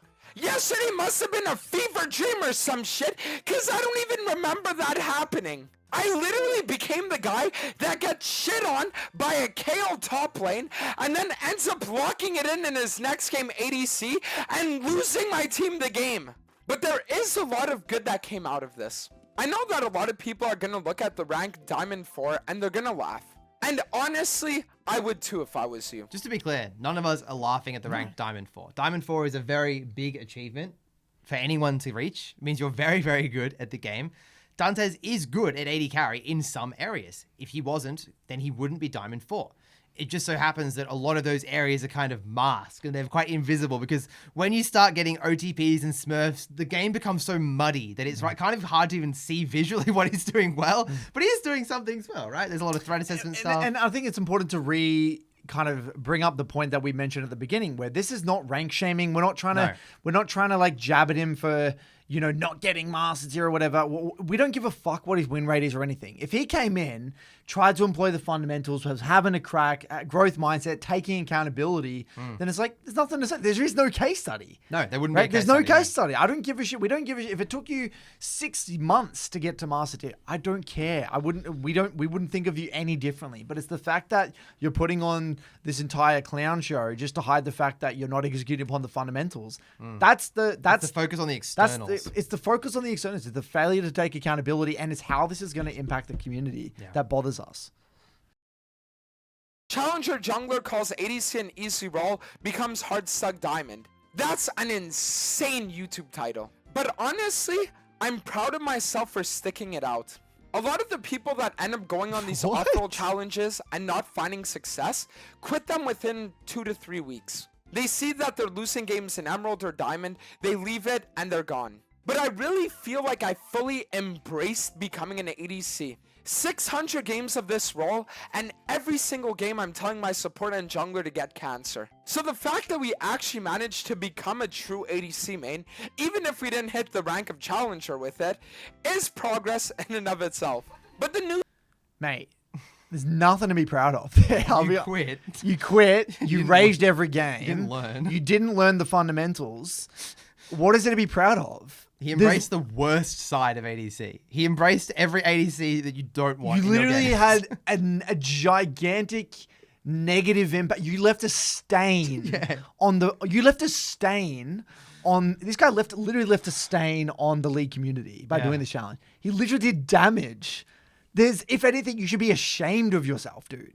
It's actually the complete opposite. Yeah, he takes the role that I help people master every day, spits on it, punched it in the face, like rips it up, takes the shit, throws it out the window, and then says, "Oh, I had a crack." You know, I should be proud of myself. That is not having a crack. It's the definition of a fake process. Literally calling people Hitler and shit. Like, what the fuck is wrong with it? Like, this is it's crazy. Like the levels The of mental hoops, dude. The These levels jungle of hoops. delusion here are just getting worse and worse. Like, this is insanity. But he's framing this whole video like he's owning up to it. That's what he's saying. He's like, "Oh, I embraced the challenge. I just want to come here and apologize." Yeah, you're right. But you hit the nail on the head. This whole thing, this whole video is a PR stunt.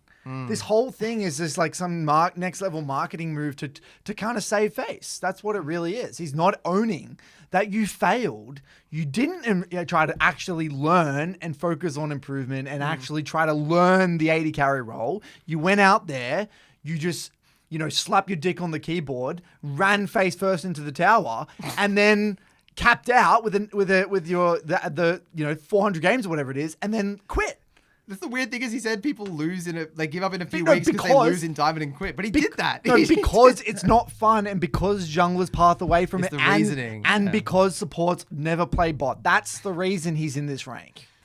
Oh, That's the crazy thing. It's crazy. It's actually like a bit Orwellian, There's like a bit of doublethink behind what he's saying. And it's like, we were always at war with Eurasia or whatever they say. Like, he's completely devoid from reality at this point. He's actually made a video about quitting and he just said, "I'm glad I didn't quit." It's like, how can those two things coexist? I don't I don't understand.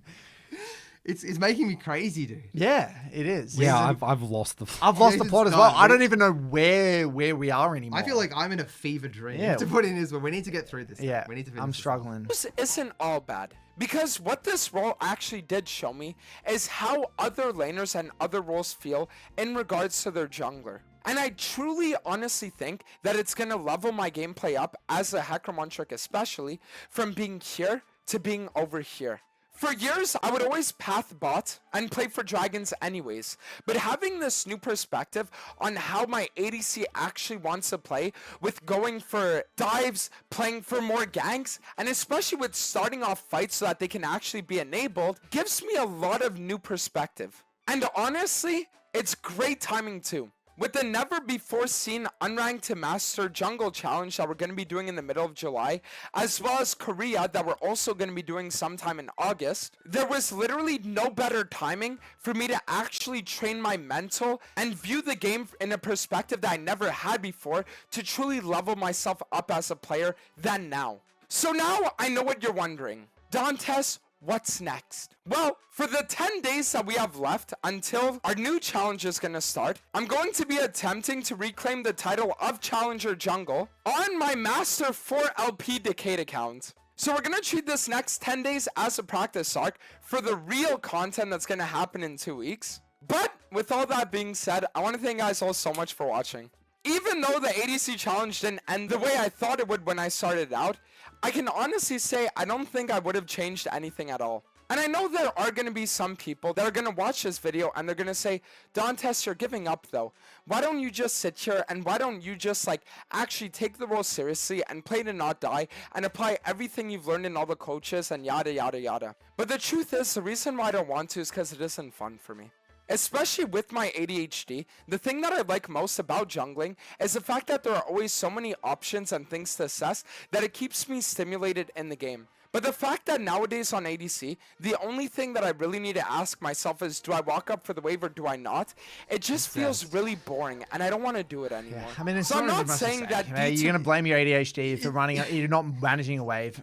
That's it. If that's it. That sums it up, right? If you want to, it's you don't want to manage, you don't want to not die, manage the wave because you got ADHD and it's not fun. Then There's so much to think about in League for every role. then fucking. And we've got there's hundreds of people in our community and public figures and examples who have achieved amazing things with ADHD. Yes. So it's honestly like it's a bit of a discredit to them. I agree. as I think well. it's a giant fuck you to all the other people that have Yeah. ADHD and are dealing with that. You're just saying, yeah, because I have ADHD, I can't do this. It's like you should be if anything, you could be a role model or a champion for people with ADHD. He's very good at the game, obviously in jungle. Yeah. Like what does that say about everyone else? I think it's a bit of a cop out.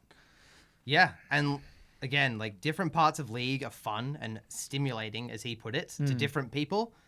If you don't like this, it would be much better for the whole community if you just calmly just moved on to the next thing. Like you hear his talking, he's going on his next unranked to masters arc. Just like to he's shit gonna on go some shit more on something lowy else. lows. Yeah. Like the smurfing is like that underpins the whole thing as well, Yeah. right? It's just like this whole climb mindset. No learning. It's not like I'm gonna go relearn. I'm gonna go reclaim. I'm just gonna go reclimb. Like, and then that whole mindset of like, I mean, he's about to say it. I'll just play the clip. He's gonna say we got 30 seconds left. It's really important what he says in the end. Peak was the highest we could have achieved. We could have achieved way more than that. But when it came to actually seeing what life as an ADC main was like, I think we got more than our fair share of the experience. So, thank you guys all again. He basically, before I pause it, he said basically he could have climbed higher. Yeah. Is what he basically said, if he wanted to, but he just didn't find it fun enough. So very convenient excuse. Very nice. Nicely packaged up there. AD carry is not the worst role. It is actually the most unfun role in the game. So we've hit on a lot of points. Any sort of final thoughts? I honestly think we got through pretty much everything. He kind of said it himself, Yeah, I just think that for me, and I can speak on our behalf, I think very confidently saying that it's these sorts of challenges by these content creators and videos that deal more damage to the community than they help, and all of the poor, innocent gold, silver, platinum, diamond, whatever 80 carries out there are just now, they have so much more ammunition.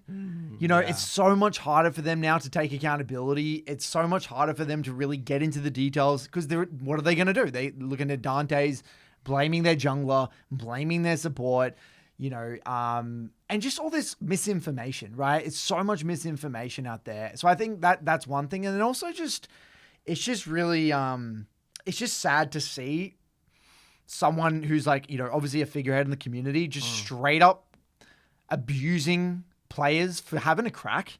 Yeah, that's the thing that I feel very uncomfortable. Like these Emerald players, they're not, sure, they're making errors. The junglers, The Nocturne and the Pyke. the Nocturne, the Pyke, like these are human beings as well. Just going out there and you're just calling them Hitler and all this shit. It's just inappropriate.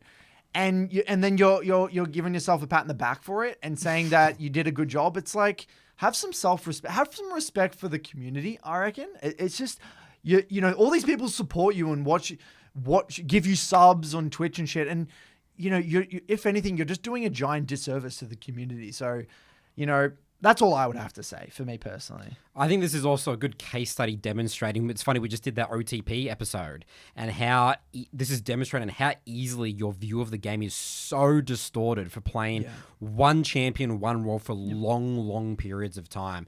Especially, you know, Hecarim is a very...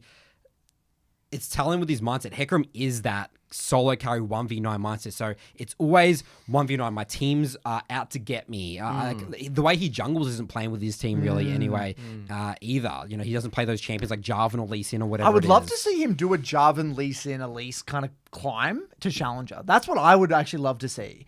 Because that would actually force him to expand his view of the game within his own role. Like, if he did a Lee Sin to Challenger climb, Interesting. that would be like, I think that would also allow him to. He would learn so much more about the game. He should do that first, Do and that then you first. can respect learning other roles and champions. classes. Exactly Other right. classes, Like play you haven't even mastered. Like you can't even really say you're a challenger jungler if you're a challenger OTP. That's just a fact, right? Yes. That's the reality, right? Yes, we're not denying you're an amazing Hecarim player, but I'm not saying you're not challenger Hecarim. You are. you're a challenger Hecarim, but you can't really say you're a challenger jungler if you're an OTP. So get challenger with a jungler that is with different archetype, and then show that you actually you are a challenger jungler. And if he did that, if he did the challenger to Lee Sin, he would learn so much. And I don't doubt he could do it. He could 100% do it with time and effort. And with the right mindset. With the right mindset. Yeah. But that would force him to learn so much about the game. And that would, I think you would never see